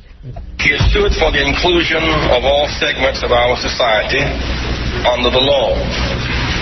Women, gender equality, workers' rights to organize, civil rights for the least able. All right. Well, there's an endorsement. On the Republican side, George W. Bush was speaking at St. Louis University last night, and he responded to a question about his visit to the controversial Bob Jones University and why he didn't respond more forcefully to anti-Catholic sentiments expressed in a speech there. Why do you think Jesse Jackson didn't do any of his rhymes when he was talking about Al Gore? Was he too tired to rhyme? I mean, usually he rhymes.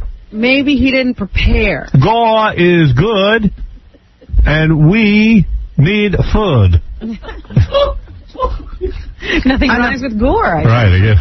Dreamed that anybody would ascribe to me beliefs I do not hold and opinions I do not share.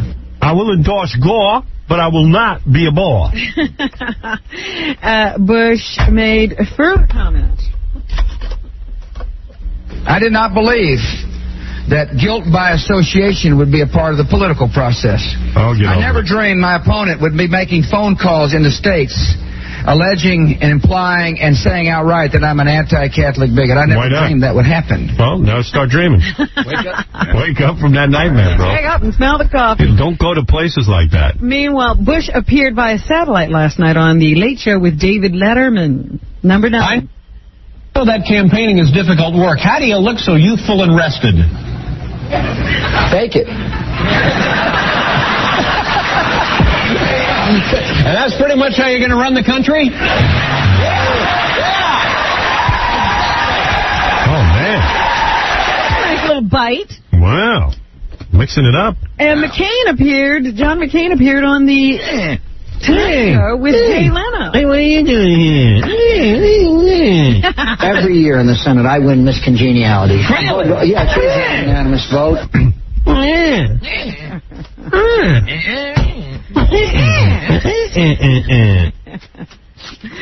Also in the news.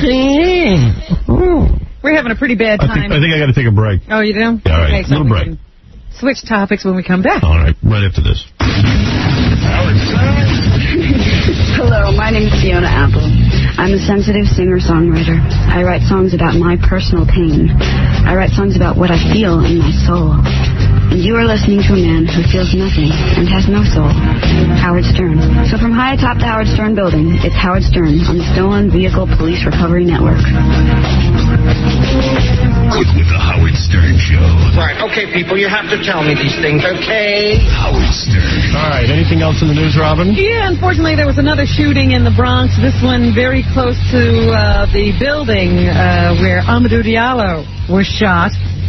An unarmed parolee, he's being described as, was fatally shot last night during a struggle with a plainclothes cop in a Bronx building just blocks from where Amadou Diallo was gunned down last year. The shooting of 23-year-old drug suspect Malcolm Ferguson sent more than 200 angry protesters into the same streets that were filled with demonstrators after last week's acquittal of the 4 police officers in the Diallo case. As riot gear-clad cops mobilized, protesters chanted, "Go back to the suburbs." This was a man who was seen lurking in a building. Some officers who were doing undercover work were around. They noticed some suspicious activity. They cornered these guys, approached them, and were about to, I guess, cuff and arrest them when Malcolm Ferguson bolted from the police. They gave chase.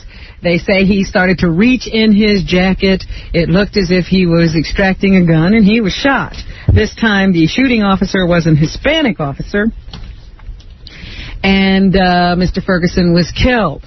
How can you protest that? They found no gun, but they did find some bags of heroin. And the man had a long rap sheet. Why would you sit there and feel sorry for a guy who's running from the police? Oh, people started screaming right away. You can't, so he had heroin. You can't shoot the guy. You shoot the guy when you're wrestling with him. You don't mind what a heroin dealer does to your neighborhood.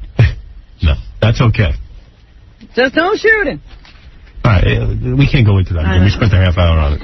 It's a bad time for the cops. There's just not a good story about them in the paper today. Officers have been accused of beating a woman. Prosecutors yesterday revealed horrific details of a Bronx woman who alleges a night of abuse at the hands of 242nd Precinct cops. Sheree Williams has charged she was handcuffed, thrown into a patrol car, and driven from her home to a deserted area where she was beaten so severely that her jaw had to be wired. DNA evidence support the allegations made by this 37-year-old woman who had to call her own ambulance after cops left her face bloodied and her nose broken, according to the prosecutors. The cops who have been suspended have denied the charges. They were arraigned yesterday. Then there's another story of a police sergeant who was arrested in connection with some child pornography charges. So, I mean, it's just, you can't find a good word. I'm sure there are some good police officers out there. You just don't see any articles about them in the newspaper. Meanwhile, Darryl Strawberry has said that he is entering a 28-day drug rehab program in Florida. He has been suspended from baseball for a year. It's his third drug-related suspension in 5 years, and he now says that he is going to do everything within his power to try to get his drug problem under control. John Rocker is also in the news. Yesterday, he found out that an arbitrator sees things his way. He had been suspended from baseball for 28 days. And he was fined $20,000 for comments he made of an anti-immigrant, anti-minority sentiment in a Sports Illustrated article. But an arbitrator took his case yesterday and decided to cut in half his suspension to 14 days so he can report immediately to spring training. And they also reduced the fine to $500. Some people are saying this is a slap on the wrist. Others are saying that's okay. The punishment didn't fit the crime. And Rocker will be welcomed back on the team. Here is Brian Jordan, who's the right fielder for the Braves. He says Rocker is forgiven, number 34. Number 34. Everybody deserves to be forgiven. Everyone makes mistakes, and hopefully he learned from this mistake. It's been a big mistake, but hopefully he learned from it, and he can move on with his life and his career. Here's the general manager of the Braves, John Sherholt. He says the Braves are happy to have Rocker back. This gives us an opportunity to assess how he and his teammates can come together as a cohesive unit again. Well, listen, hopefully he learned from it. He's apologized several times. He apologized again yesterday. So he seems to understand what's going on. He's not as sick as he looks. Hopefully he learned from it.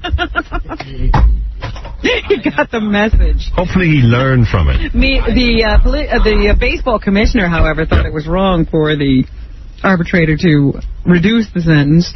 He thought it sent the wrong message, that Major League Baseball is not as serious about these things as he wants them to seem. Hopefully he learned from it. Yeah, let's hope. The Dixie Chicks.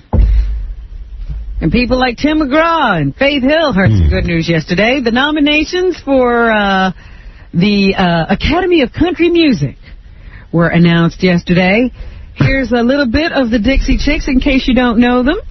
Number 17. Let me hear a little of that. Yeah. Oh, that deserves an award. It's great. Genius. I don't think the Beatles ever won a Grammy Award, but the Dixie Chicks are racking them up. This is the Academy of Country Music right here. Dixie Chicks are nominated for Best Entertainer, Best Duet or Group, Best Album, Record, and Best Video. All right. Also nominated was Tim McGraw. Here's a little bit of Tim McGraw. Didn't he play baseball? No. That's Tug McGraw.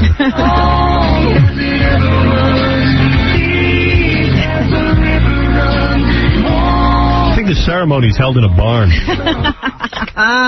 He received 7 nominations, including Best Song for Please Remember, and his wife, Faith Hill. Oh, Faith Hill's his wife? Yeah, she was nominated for Best Entertainer, Best Female Vocalist, and Best Album, and Best